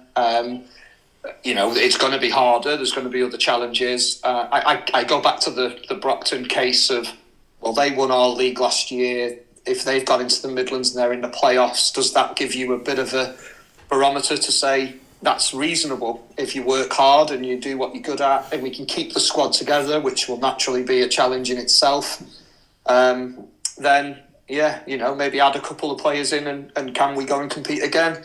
We're not in it to just sort of survive. We do want to try and push on, and me and Dom and the rest of the backroom team and the board work very hard to try and do everything we can within our power to achieve those goals. So I think this year just gives everybody a reassurance that it is possible. Last year Winsford was second bottom in the division. They survived on a reprieve. So for me, it's a great reversal of fortunes, isn't it? Yeah, but it just shows that things aren't. Nothing's ever done. You can, if you work hard enough and things go your way, and there's no reason not to believe you can go and do it. Is it a case of deep pockets there at Winsford this season, No. or is it more to do with fundraising? Yeah, definitely not deep pockets. It's so the board who came in are a board of a local children's football, youth football club, which they're hoping to amalgamate and create a pathway as a lot of successful non-league clubs do now. It's an entirely. We haven't got any big investor, bankroll, anybody like that. We've been supported amazingly well by local businesses, the likes of John Bounds, who are a local business to us, who've provided us with a brand new tractor and equipment to maintain the pitch, which saved us thousands of pounds and makes a huge difference. And there's, as I look around, there's been so many who've said, what can we do to help, whether it's financial or otherwise. A local gym, Body Tech, came to me and said, I really want to help you, can I get your gym memberships for your players? What can we do to help? So it has been a genuine, what can we pull together from local businesses and community? And you know this yourself, Frank, especially with, it's vital. You can't overlook the value of it. No. Listen, I deliberately asked that question because I do realise you've done it the hard way, which makes it even more fascinating. Yeah. Thank you. Yeah, no, I appreciate it. You'll always get those that look in from the outside and say, they must just be throwing X, Y and Z money at it. I can tell you really clearly that at least 50% of our squad have been offered much more money to go and play elsewhere, higher up the chain, and they've said no, and they've stayed because ultimately they feel like they're part of something that can keep improving, and hopefully me and Don managed to keep convincing people that that's the right thing for their football and help us keep going. So those challenges are very real for us. We are It's, Winsford's a working man's town. It's not anything grand and flash by any stretch, but there's a lot of people who are willing to roll the sleeves up and do what's necessary to achieve things. You'll certainly be enjoying the fruits of that kind of work, because next season you'll be in the FA Cup. Indeed, yes. Really looking forward to it. It'll be mine and Dom's first venture in management terms of the FA Cup. So we'll be eagerly watching to see where we start on that enormous journey to, you never know, one day be on the BBC draw and see who's coming out of the hat. Yes, it's spoilt a little bit these days because the first 2 or 3 rounds before you've even played the first game. But it's always exciting to get past that point and then wait for the draw on a Monday afternoon. It's we missed it last season this season rather, because of the relegation. But we've had some fantastic runs in the FA Cup, as you know, and most recently 2020-21 against Harrogate Town in the first round. Listen, it's an amazing feeling to be involved in the FA Cup. It's one of the most exciting parts of being a non-league football club. Just wish it could stretch down to the division that we're in, but it can't, unfortunately. So, listen, that'll be amazing for you. I suppose a better run in the FA Vars, albeit you made the 3rd round, which is I think the furthest you've been. Yeah, furthest in the history. I think joint furthest. I think they've done it once more a long time ago, 30 years ago or 25 years ago, something like that. And yeah, we sadly just lost out on the 2-1 defeat at home, but it was a brilliant day. We had nearly 500 people here. Sutton brought a couple of coachloads of fans, and it was a brilliant atmosphere. It wasn't an amazing game of football, to be honest. It was one of those that I think both teams were really anxious to get through and couldn't quite play their best. I'll speak for ourselves. We certainly didn't. But by the same token, what really annoyed me in the Vars was, and this isn't an excuse, but I can imagine everybody must have suffered this. We had two of our main players who were suspended for that game because they'd had 2 yellow cards out of the 5 previous games, and I couldn't believe that was a 1-game suspension in the Vars. So one of our players who'd played all 5 rounds had literally a yellow card on, I think, the first round, and a yellow card on the 3rd round, or whatever it was, the 2nd round. Sorry. So the following game, he was then suspended. So 2 of our main players for that game were fit and able to play, and one of them being Elliot Coleman, who you mentioned earlier, and they'd had 2 yellow cards, so they were suspended. I just found it slightly unfair that teams that don't come in the preliminary rounds, it seems to me they've got a bit of an advantage because they've got 2 less games to not pick up a yellow card. So yeah, that was the part that frustrated me, to be honest. But probably did you a favour, really, like you said before. Yeah, if you'd have carried on longer in that competition. I think it happened to Atherton LR that, at one stage they were feeling the sort of repercussions of coming out of a long run in the FA Vars, so they had a little bit of a dip before they pulled it back together. But listen, you're at home to Asheville on Saturday, when I guess you'd be expecting another bumper crowd to continue the celebrations. And talking about celebrations, did anybody wake up with sore heads on Wednesday morning, or have the celebrations been put on ice for now? No, Tuesday went on into the early hours, and we'll draw a line there. The club. What goes on in the clubhouse stays in the clubhouse. Yeah, so it's good. And then but we will Saturday. It's our final home game. We've been presented the trophy on Tuesday night, so we'll be sharing that success and the trophy with the fans at the end of the game on Saturday. We had nearly 500 here on Tuesday night for the Cheadle game, which is just incredible. So we're hoping that if we can do that and maybe even a little bit more, with it being a nice Saturday afternoon, and the trophy on the club have cut admission prices, and there's a free glass of Prosecco, I believe, on entry. So it should be a nice day. It should be a good day. Obviously, for me and Dom, the priority is winning the game. The team there to maintain that record. Yeah. You know, I agree. Because you can't relax, can you?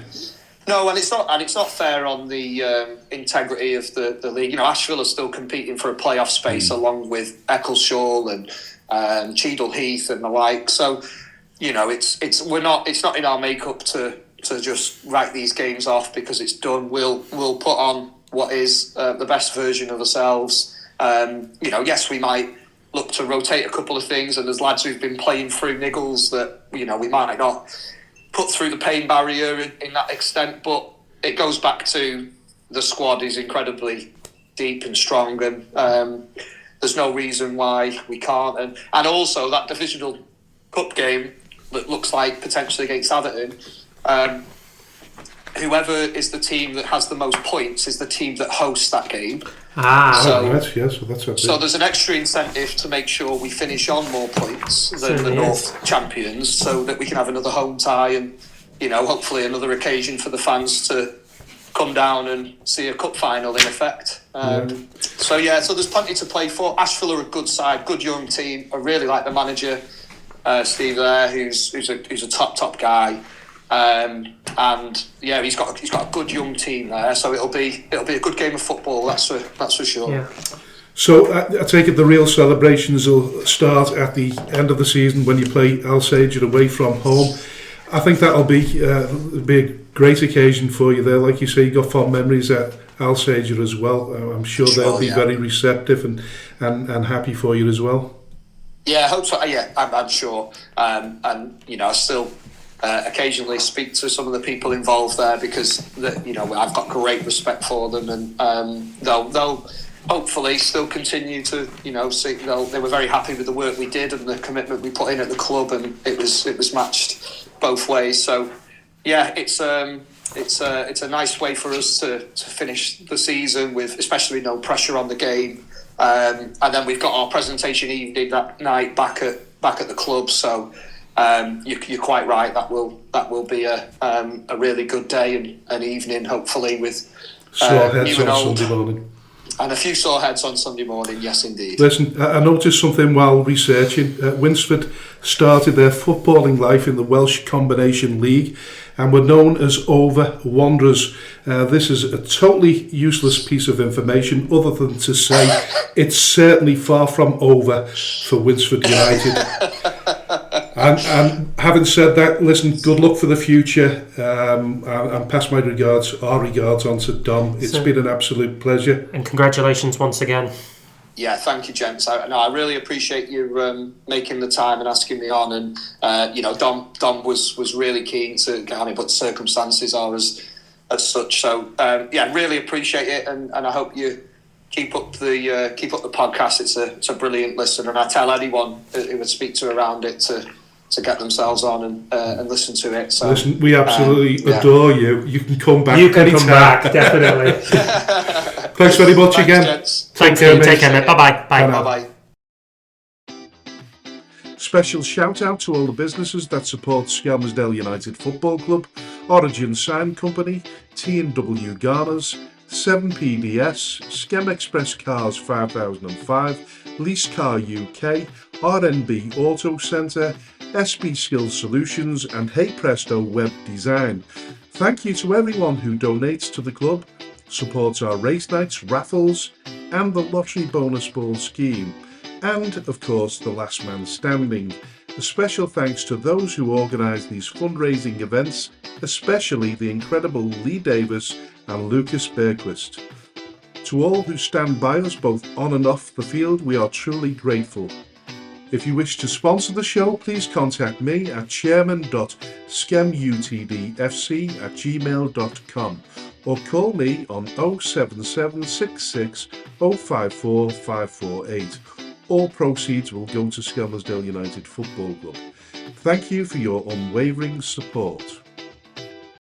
Hello and welcome to the third and final part of the Speaking Frankly Football Show, and a great thank you to Dean there. What a fabulous guest. Brilliant guest, absolutely. Got so much to say, very enthusiastic about what he wants to do and is doing for Winsford United. And I think you're right. I think they are a sleeping giant in the midst of being woken up right now. It'll be amazing to see where he takes the club in the future.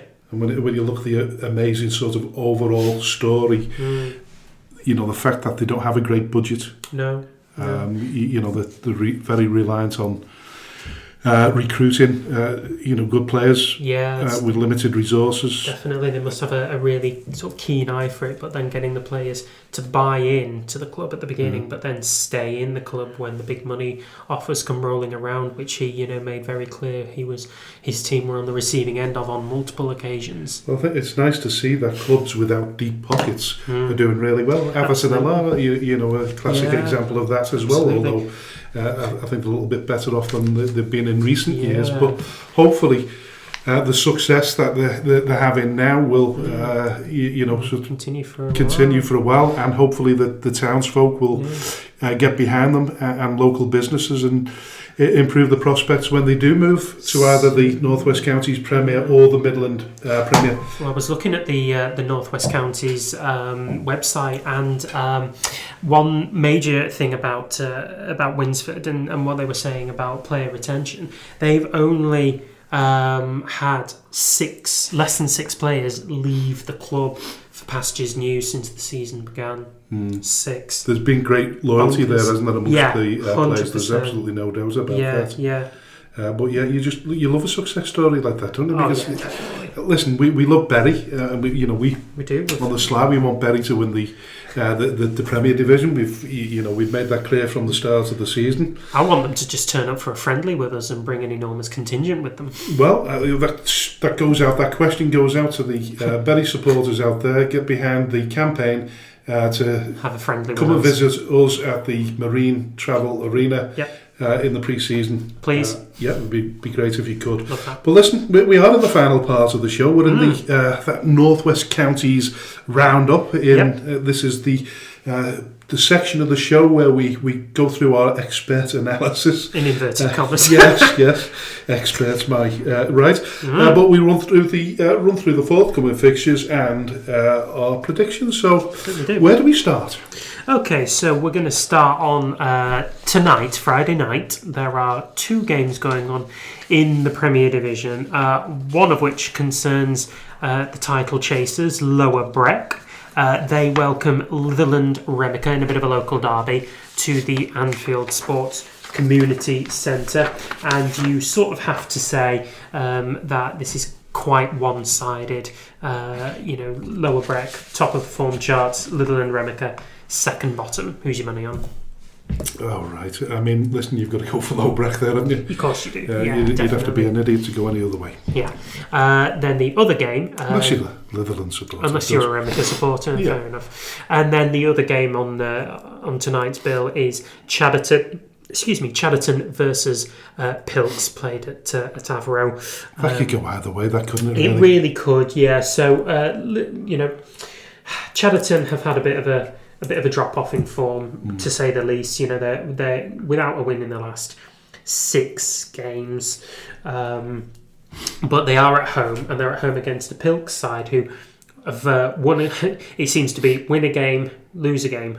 Win a game, drop points, win a game, So they're very up and down at the minute. So it really just depends on which kind of Pilks team turns up. It's a home game, though, so you'd be more inclined to say Chatterton at this point. But we've just got a little feeling maybe that they've got a little bit more work to do, Pilks, in the 46 points. 37. 37. I'm looking at that points possible again. That really annoys me, that does. So with 3 games left to go, they just need 2 points from the last 3 games to be able to safely say that they are over the line. Well, listen, I'll go for Chatterton there. All right, I'm going to go for a draw. A draw. I'm going to go for a draw here, yes. Bearing in mind, I got 26 results correct last week. I don't know how many games that was, but it was a fair chunk of them. Yeah, well, you were absolutely... You're not declaring what yours? I haven't declared it just yet. I've absolutely no recollection. I had started totting them all up after Saturday's games, and I'd got like a healthy amount. I think I got about 14 or something like that one. But then I'd completely dropped off by Tuesday. I apologise. We really need to get this up and running properly, don't we? Yeah. Right. Anyway, so you're going to say a home win for Chadderton. I'm going to say a draw. So we move on to Saturday's games, with all of them being 3 o'clock kickoffs, apart from FC Isle of Man, who will play at the usual time of 6. So we're going to start with AFC Liverpool against West Didsbury and Chorlton in what I believe is AFC Liverpool's final game at the Marine Travel Arena, I think. Yeah. Listen, I think they've made a lot of friends there, from what I gather. Speaking to 1 or 2 people, a lot of Marine supporters went along to the AFC Liverpool games when they could. So it was great that they were getting support from locals as well as anything else. Hopefully, the wish is that they'll help us a little bit and support us next season as well, which would be really appreciated. But like you say, it's going to be probably an emotional time. They've been there for a few years now, haven't they? They have, and they're going to, hope to leave on a high before they take up their new ground share partnership at Bootle next season. So they're playing a West Didsbury and Chorlton side who just need to scramble a couple more points to secure their place in the playoff semi-finals. So a draw will do them. I think, so Earlham are the nearest challengers, 6 points behind with 3 games to go. I think the goal difference is going to make a big part in this anyway, because even if they lose a couple of games out of the 3 there, their goal difference is healthy enough that there's a 14 absolutely. So goal difference there. For me, I am going to say an away win. I'm going for West Didsbury as well. Okay. Barnoldswick Town versus Prestwich Hayes. So this is pretty much do or die for Prestwich Hayes right now. So they're taking on Barnoldswick side, who are winless in their last 6 games. Don't have an awful lot to play for, but with pride. Whereas Prestwich Hayes, 3 points behind Combe, who currently occupy the first safe position in the Premier Division. It really is all to play for there. And I think they will go all out for the win, and I think Prestwich Hayes will do the business. I think they will as well. Which brings us to Bearscough versus Longridge. Now, you've got to really say that this is Bearscough all day long. Not only they're on a tremendous run of form. 6 wins out of 7? 6 wins out of 7, just that one loss, which I think was Lower Breck. No, it was Padding, wasn't it? Was it Padding? It was Padding, which was no disgrace at all. No, not a disgrace at all. Maybe a little bit more expected, even if Dave Dempsey is going to be sort of super analytical about it. But his team are absolutely on the charge. It won't make any difference to any kind of prospects for the league. They are where they are, very sort of firmly in the middle. They won't get the playoffs, but I think top half I think Dempsey is looking for, and they're looking odds on to do that, especially with a couple of more wins out of these final 3 games. They could easily finish in the top half of the table, maybe even top 10. Bearscough win for me. Yeah, I'll go along with that. The big game. Yes. Berry versus Padiham. Huge game. Padiham have already claim their spot in the playoffs. Yeah, absolutely. So there's more for Berry, unless you're looking for positional superiority in the playoffs. Yes, positional superiority doesn't really play too much of a part. Padiham would need to win their last 3 games and hope that Ramsbottom lose all of theirs in order to overhaul them into 3rd place, which would mean a home game for them in the playoff semis. But they don't need to worry too much about West Didsbury and Chorlton overhauling them, because they are 9 points clear themselves. So I think for Padiham, if they can put themselves in the strongest position possible going into this, not only in terms of positionally but in terms of mentality, then it would be awesome for them to get a result here at Bury.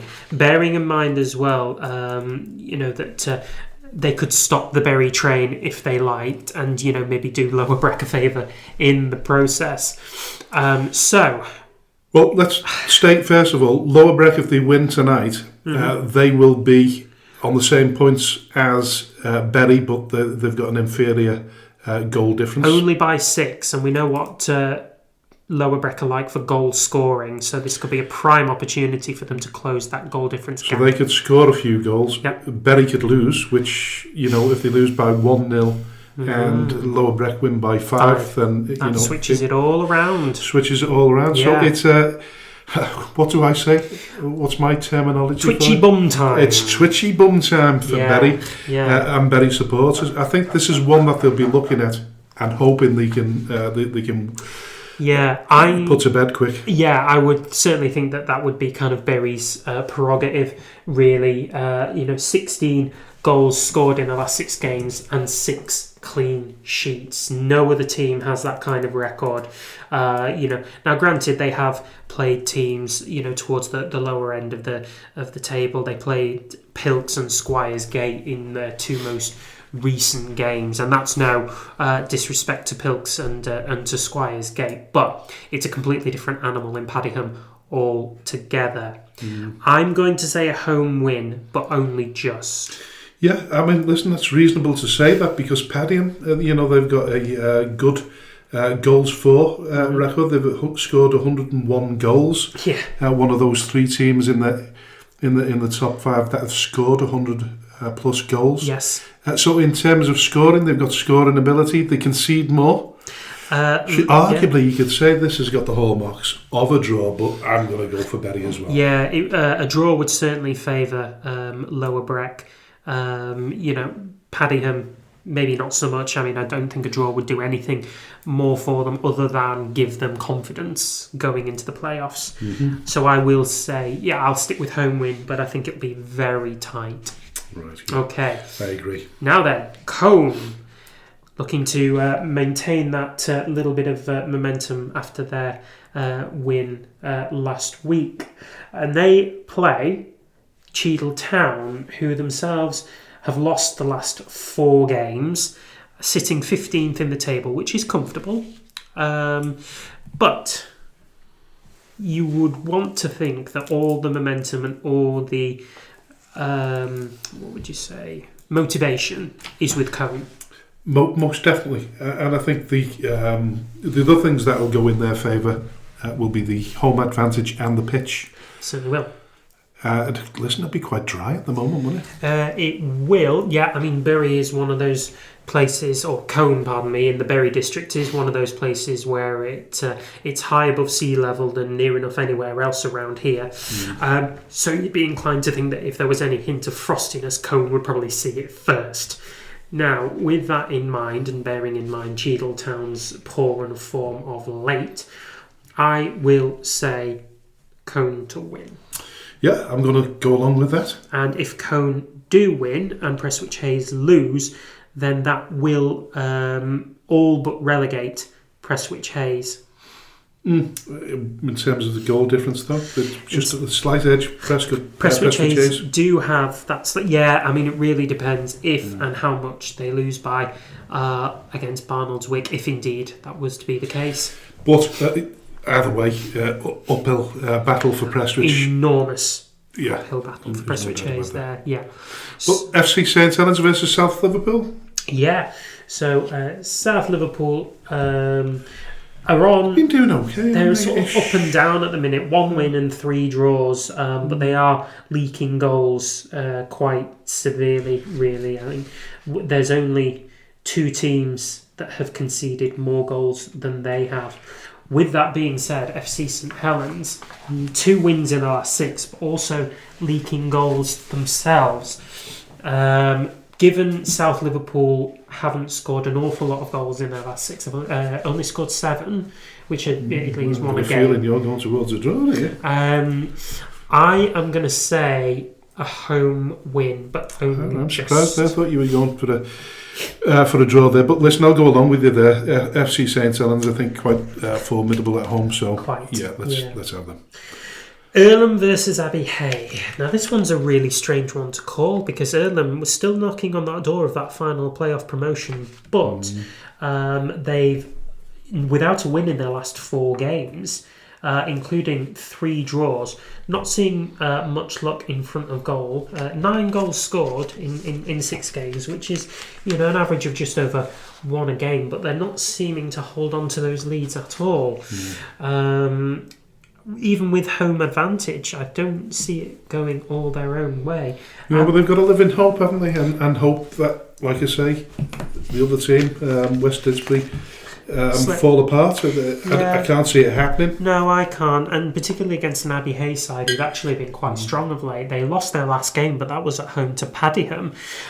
So you'd have to say the onus is really kind of with Abbey Hay at this point. I think psychologically now it's gone from Earlham's perspective. I'm going to say a draw on that note. You know what? I'll go for a draw as well. Alrighty. Rami against Stockport Town. So Rami are bouncing back, 5 straight wins, 12 goals scored, 4 conceded, and Stockport Town, 2 wins, 2 draws, 2 losses, but did win their last game. Listen, I fully expect that Steve Wilkes' side will comfortably win that one. Yeah, I think so too. So home win for me. Yep. Squires Gate against Glossop North End. Now this is a really odd one because Squires Gate, although they're at the bottom, have shown a bit of fight, whereas Glossop North End, their form's sort of gone off a bit of a cliff. Really, gone off the boat, hasn't it? It has. Yeah, they did. Obviously, they won 1-0 a few weeks ago against Charnock Richard, but other than that it's just been losses all around, and I have to say I don't really see that changing, so I'm going to say a draw here. Listen, I'm going to go for Glossop just purely because I want Richard to get back to winning ways. Alrighty, fair enough. Now then, the last game, FC Isle of Man versus Charnock Richard, 2 teams very much middle of the table as well. FC Isle of Man in 12th, Charnock Richard in 14th. Not particularly. It used to be a really good season, didn't it? At one stage for FC Isle of Man. Yeah, 100%. They really were kind of on the charge, so to speak. But then it just dropped off. They've done well, nevertheless. That travelling. Yeah, that travelling must take it out of them as the season kind of goes on. You forget these are all working men as well. They are.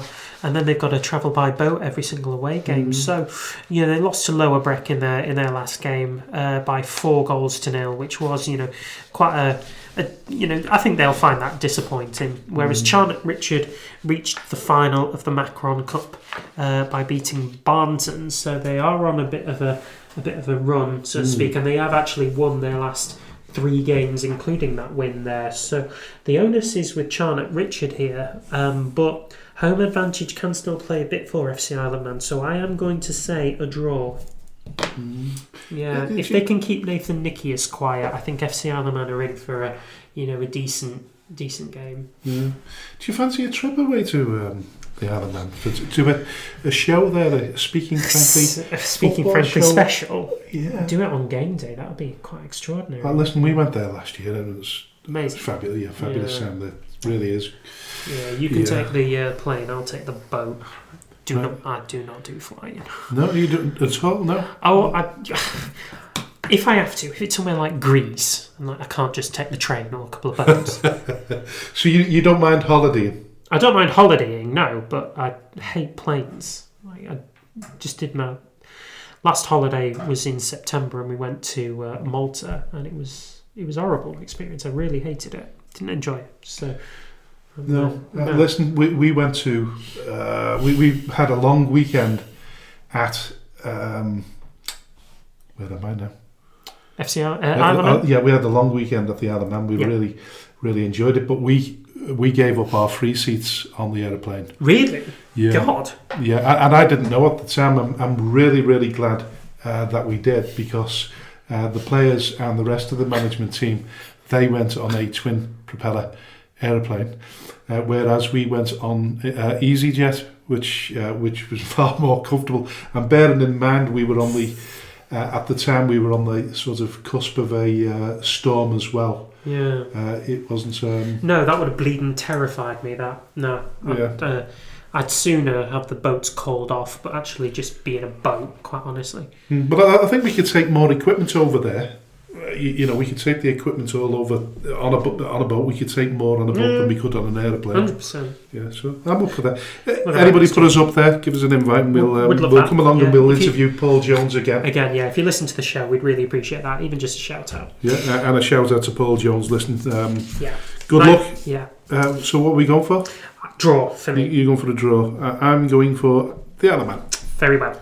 So we're going to move to the First Division South now, as we go bottom upwards, as we tend to do. Yes. Yeah. So we are going to start with Wolves, the Wolverhampton Sporting Community, who are taking on Stafford Town. Well, it's all over for Stafford, isn't it? In terms of they're not going to win the title. They're not going to win the title, and they do want to show a little bit of form going into the playoffs. You would hope that they want to show a little bit of form going into the playoffs. They do have an enormous showdown with Cheadle Heath Nomads on that Tuesday night. Not to mention they have cup finals against both Atherton LR and Charnock Richard to come in the Edward Case Cup and the Macron Cup respectively, and I should imagine all eyes will kind of be on that. So, will they do Wolverhampton Sporting Community a favour and play a weakened team? I do not think so, and I think they will just edge it. Away win for me. Yeah, definitely going for the away win, albeit I think Wolverhampton Sporting Community, they need to win that at all costs, only if there's any chance of them.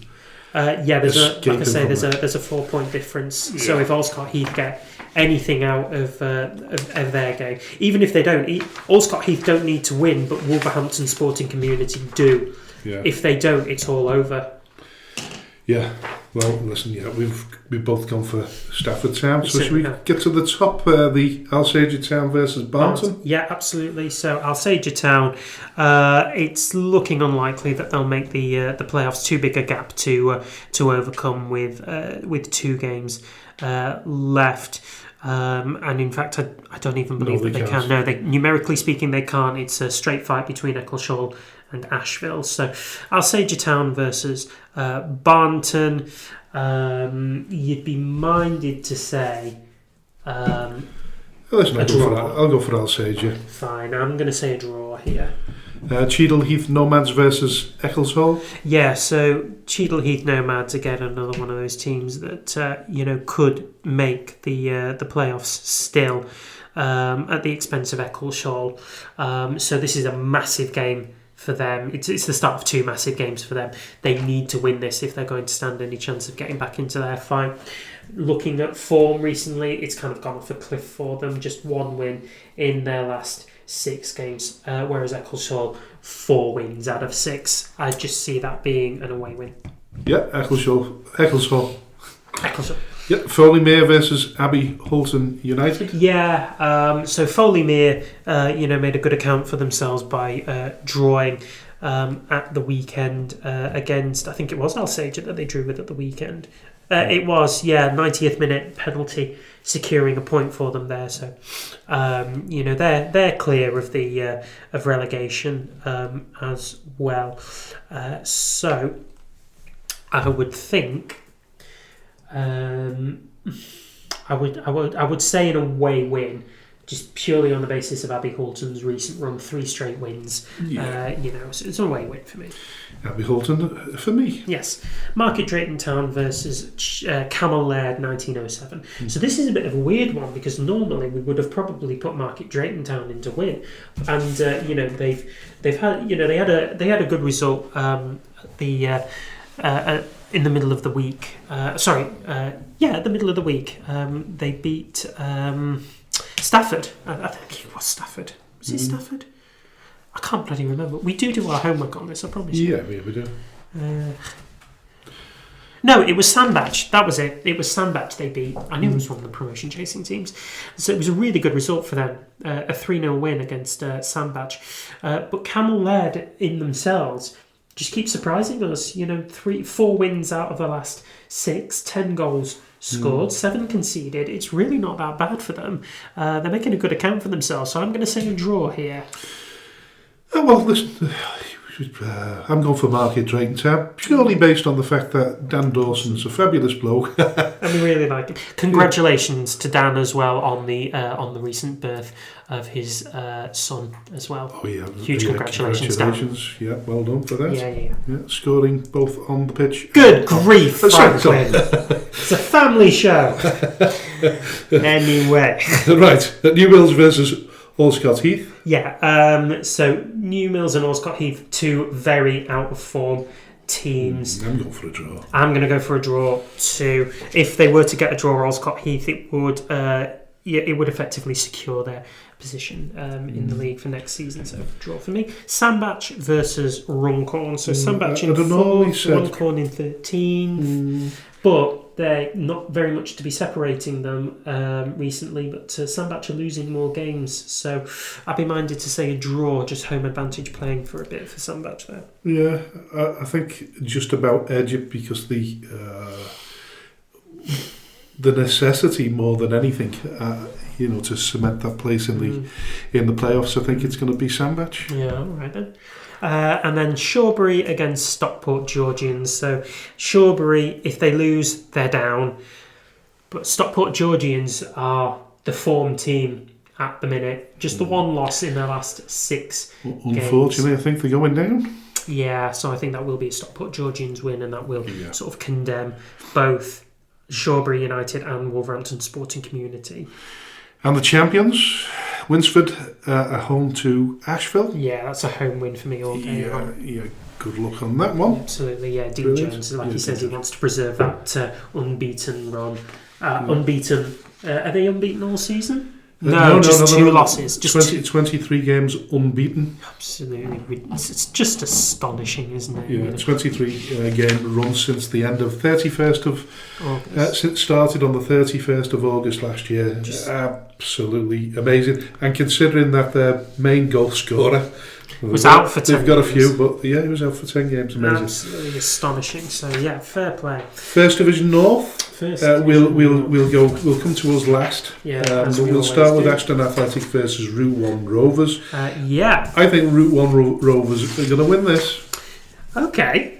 I think Ashton have underperformed this season. Ashton have expected more from them, and yeah, I think you're probably right. A very established team. They did have a very established team, yeah, and they've not won in their last 3 games either, which doesn't really help matters. Whereas Route 1 have won 2 of their last 6 and scored, quite a decent 10 goals in front of goal as well, which I think is only topped off by 3 or 4 teams, actually. The teams that we'd probably expect to be up there.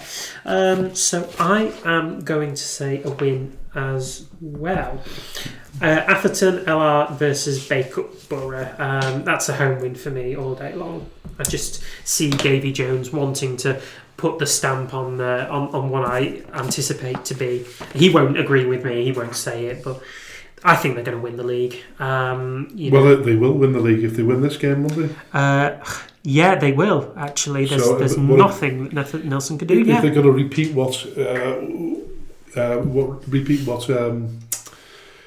Winsford? Well, yeah, if they're going to repeat what Winsford did and win the title at home. Yeah, I think they will. What a place to do it, yeah. Home win for us, for Atherton against Bacup. For us. Yeah, we just feel so passionate, don't we? We're very connected to a lot of these clubs now, having spoken to so many. The trouble is, once we've got round to all of them, we'll love them all, and we won't know what to say anymore, will we? Exactly. We'll have to close the show. Oh God! We'll have to start something else. There you go. Yeah. Darstang versus AFC Blackpool. AFC Blackpool. Yeah, their form's kind of gone off a bit of a cliff, really. But they did get back to winning ways with a 4-1 win over Thornton Clevelands in midweek. So Luke Heppel, Jacob Gregory back amongst the goal scorers. So yeah, I see a win for them there. Holcott Old Boys versus Thornton Clevelands. Holcott Old Boys. Yeah. McGull versus Exton Villa. It's going to be a draw. But I'm going to say an away win. I think, although Exton Villa's form has kind of tailed off a little bit, they're no win in their last 3 games, but they are unbeaten in 5 over the last 6, despite that shock result against Route 1 Rovers. I still think that they've got enough to beat McGull, whose own form is inconsistent at best. So away win. Yeah, a draw will do them though. You know, for the playoffs. Yeah. Maybe they will then. Main Road against Droylsden. So Droylsden are going to have to kind of put that disappointing result against LR behind them against Main Road. I do see them winning that game. Yeah, I'll go on with you there. Nelson against Daisy Hill. So. Well, you know what? This is a difficult game, isn't it? Because Daisy Hill managed to produce some shocks since the Aaron Hunt Roadshow took over. Tailed into town, So they obviously they beat us. In midweek, but but they were unbeaten in 5 coming into this game. Weirdly though, the Nelson are the home team playing Daisy Hill at the Daisy Arena. It's ironic, isn't it? Well, yeah, I think that suggests that maybe Daisy Hill might win that game. Yeah. I'm going to go for Daisy Hill, actually. All right, I'm going to go for Nelson just purely based on, how powerful they've been. You're going to kick yourself when you get this one right. Don't even say it. Steeton, Darwin. Darwin for me. Yeah, most definitely. I'm coming to us, of course, then. Is it to us? So we take on Ashton Town. So Ashton Town beat us 3-0 in the reverse fixture at the community ground a couple of months ago, and we said that they weren't particularly good value for that win. We think that we were a little bit wasteful in some areas, a little bit switched off in others. That being said, Ashton Town, they come into this game on the back of beating McGull. They've had a couple of losses, but otherwise they're in reasonably good form coming into this home game. Now this is a 1 o'clock kickoff because the local community decided that horses running in a straight line is more enticing than step 6 football. I think it always has, particularly in the northwest. It's always had a huge effect on crowds. We used to do it. We used to try not to play at White Moss Park when we were at White Moss Park on a Grand National Day. The crowds were paltry. People just don't turn up. They'd sooner watch that one race a year. Make any sense to me? I don't even watch it anymore. We used to have sweepstakes and everything, but I'm not really into it anymore. Nah, I watched it once. Yeah, my horse came second. That was the last I engaged in it. That's okay. I think you're good enough. Yeah, it's quite. Not to. So, did you have money on it? I did. Yeah, how much? £5. £5? Yes. Each way, or just each way? Each way. Oh, so you won something back? I won £10. Oh well. Brilliant. I was very disappointed. I thought I'd win more, and then I realised what each way meant. Oh. Anyway, listen. Where's your? It's going to be a difficult one for us, this, because we've got no firepower. We know that. No, we're going to be severely hampered by a depleted squad. Yeah, injuries. We've had a good couple of promising young starlets come through the squad in the last few games. Joe Draper's been great. Keegan Kelly made a good account for himself in his little cameo on Tuesday night, full of running. That kid is rapid as well, so that would be helpful for us. He's only 16, isn't he? 16 yeah, or 17. They're young lads. These so they're being given harsh lessons all up and down the table, unfortunately. What's your make of our new goalkeeper, Joe Draper? Joe Draper was great. He commands his box well, his distribution, and he saved a penalty on Tuesday night as well, don't forget. The follow-up. Great kid. He's very, very brave. Got a bright future ahead of him. So I think if we can stifle the Lomax brothers, George and Christopher, then I think we've got a really good chance. Bearing in mind, though, and I don't like admitting this one because Mikey Howard plays for Ashton Town, and he scored against McGull, and I hate to think of the notion of Mikey Howard coming back to Skem and scoring, and it's another kind of edge to their attacking prospects as well. They've usually kind of had the Lomax brothers scoring en masse for them, but if we can stifle those two, the Lomax brothers, as I said, then I think we're in for a good chance. So I'm hoping for a draw here. And just an interesting little fact there, Kevin Towie, former Skelmersdale United manager legend, who's the manager of Ashton Town, of course. He's the manager of Ashton Town. This will be the first time that they've actually gone head-to-head with Tommy in the dugouts, because the home game... He wasn't there. No. So that'll be an interesting one as well, because Tommy was the one that brought Kevin to the Skem in the first place. Yeah. If it helps, he ran the Wigan Half Marathon a few weeks ago at the same time as I did, and I beat him. So we're at least 1-0 up, if nothing else there. Tommy? No! Kevin! I was going to say, you can't brag about that then, can you? We're not beating Tommy, that's unfair. Across the line. So what time did you do it in? Just remind us. 1:36. That's amazing there. And what did Kevin do it in? I think he did a 1:38. Ah, right. Yeah. Do you want to ring him? Tell him. Well, he'll know now anyway. Potentially. We're 1-0 up already anyway. So I think we'll take a point from the Barton's Group Stadium. Yeah, you going for a draw then? I am going to say a draw. Listen, I'm going to stay consistent. And Skem going to win. I've been right twice this season. So. Bearing in mind as well that this game is on the MixLR airwaves with live radio commentary coming from 12:45. So please, so if you're wondering about how to access the live commentary, it's MixLR. That's the app, and then if you just search Skelmersdale United, you'll find the live commentary for the game against Ashton, as well as previous commentary from Exton, Atherton, and Route 1 and Steeton, where we've gone previously. But you will be able to get back in time with the kick. You know, if you are a horse lover, you'll be able to get back in time for the big run. The big run, yes. Listen, just the final few fixtures of sort of next week is Tuesday, the 8th of April. Stafford Town are at home to Cheadle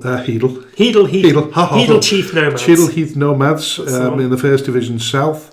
It's a big game for Cheadle Heath Nomads. They've got to, they've got to hope that they can get something from that game, and I think they will. I think Stafford are, like you say, juggling an awful lot of plates there. They're sort of running a little bit out of firepower. Dean talked about Patrick Mazurkovic, their top scorer. He hasn't scored for a couple of games as well, which would be handy for Stafford, for Cheadle. So I'm going to say a draw there. I'm going to go for Stafford. All right. Campion versus Route 1 Rovers in the West Riding County Cup semi-final. I don't know anything about Campion, but I think they'll win. I'm going for Route 1 Rovers. Fine. And then Thursday night, which is Lower Breck night, and that sees them against Runcorn Linnets in the Liverpool Senior Cup semi-finals. I'm going to say Runcorn Linnets on this one. I'm going to say Runcorn Linnets, and I'm not going to say that there'll be any attempt to sort of throw a game, but all eyes are going to be on their promotion chase. It all depends what happens this weekend, of course, doesn't it? Really. So but listen, I'll go for Runcorn Linnets as well. Yeah, absolutely. So Runcorn Linnets are in action this weekend against Clitheroe. So they've got a bit of a hurdle to overcome first before they even think about visiting Lower Breck. Yeah, well, listen, I think that's a comprehensive roundup of all the fixtures. Yes. So we get to that part of the show where we talk about what we've learned so far in the final in the last week. Yeah. So for me, what I've learned is that community plays an enormous part of helping a club at our end of the semi-professional pyramid. If you haven't got a community behind you of any sort, you're not going to get very far.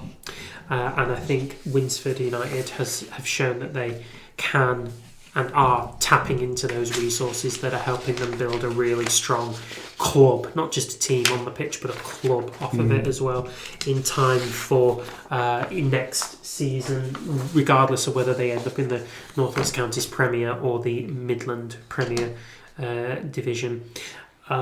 So that's one part of what I learned. Another one is that there is very little substitute for loyalty. And I say that again from a point of view of Winsford, but I also say that from a point of view of our own team as well.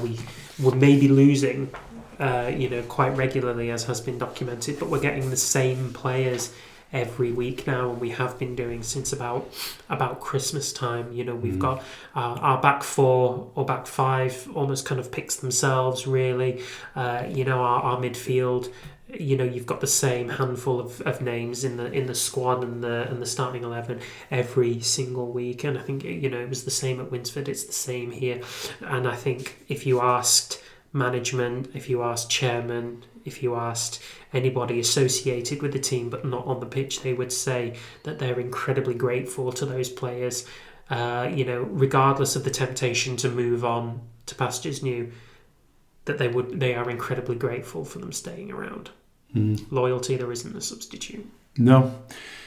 What have I learned? Well, sometimes when it feels as though you've got more enemies than friends, you need to sit down, take a breather, relax, and tune into what the real thing is. And I've found over the past week that, you know, there's certainly far more friends out there than enemies. And I spoke to someone during the week, I think it might have even been the game on Tuesday night, said that, you know, he'd love to reply to the naysayers, but you know what ends up happening when you do that. You end shouting at brick walls. Yeah, and then they just shout even louder, don't they? So I've learned I've got an awful lot of friends. I've learned that you do have to sometimes just take a break and a breather. And I've come back fighting even tougher. So yeah, it's been a tough week. It's been a tough couple of weeks, but you know, but listen, we go again, and listen, let's see what happens. We don't know whether there's going to be any reprieves or whatever. But whatever happens, we'll take our medicine. Yeah, we will. Yeah. So that's what you've learned. Yeah, that's what I've learned. So listen, I was going to say, and I think you can't say the final words go to me, so I need to say, and AJ, the final words go to AJ. You've been listening to the Speaking Frankly Football Show with myself, AJ the Jet, and my co-host, Mr. Frank Hughes. We are available as a podcast on various streaming services, including Amazon Music and Spotify. Please remember to subscribe to us so that you can be the first to hear when a new episode has been released. Please also rate and review, because we love taking on your feedback and hearing your thoughts about our show. We are also online on social media platforms X and Facebook under the banner Speaking Frankly. So we will see you next week for the 22nd episode of the Speaking Frankly Football Show. Until then, bye-bye for now.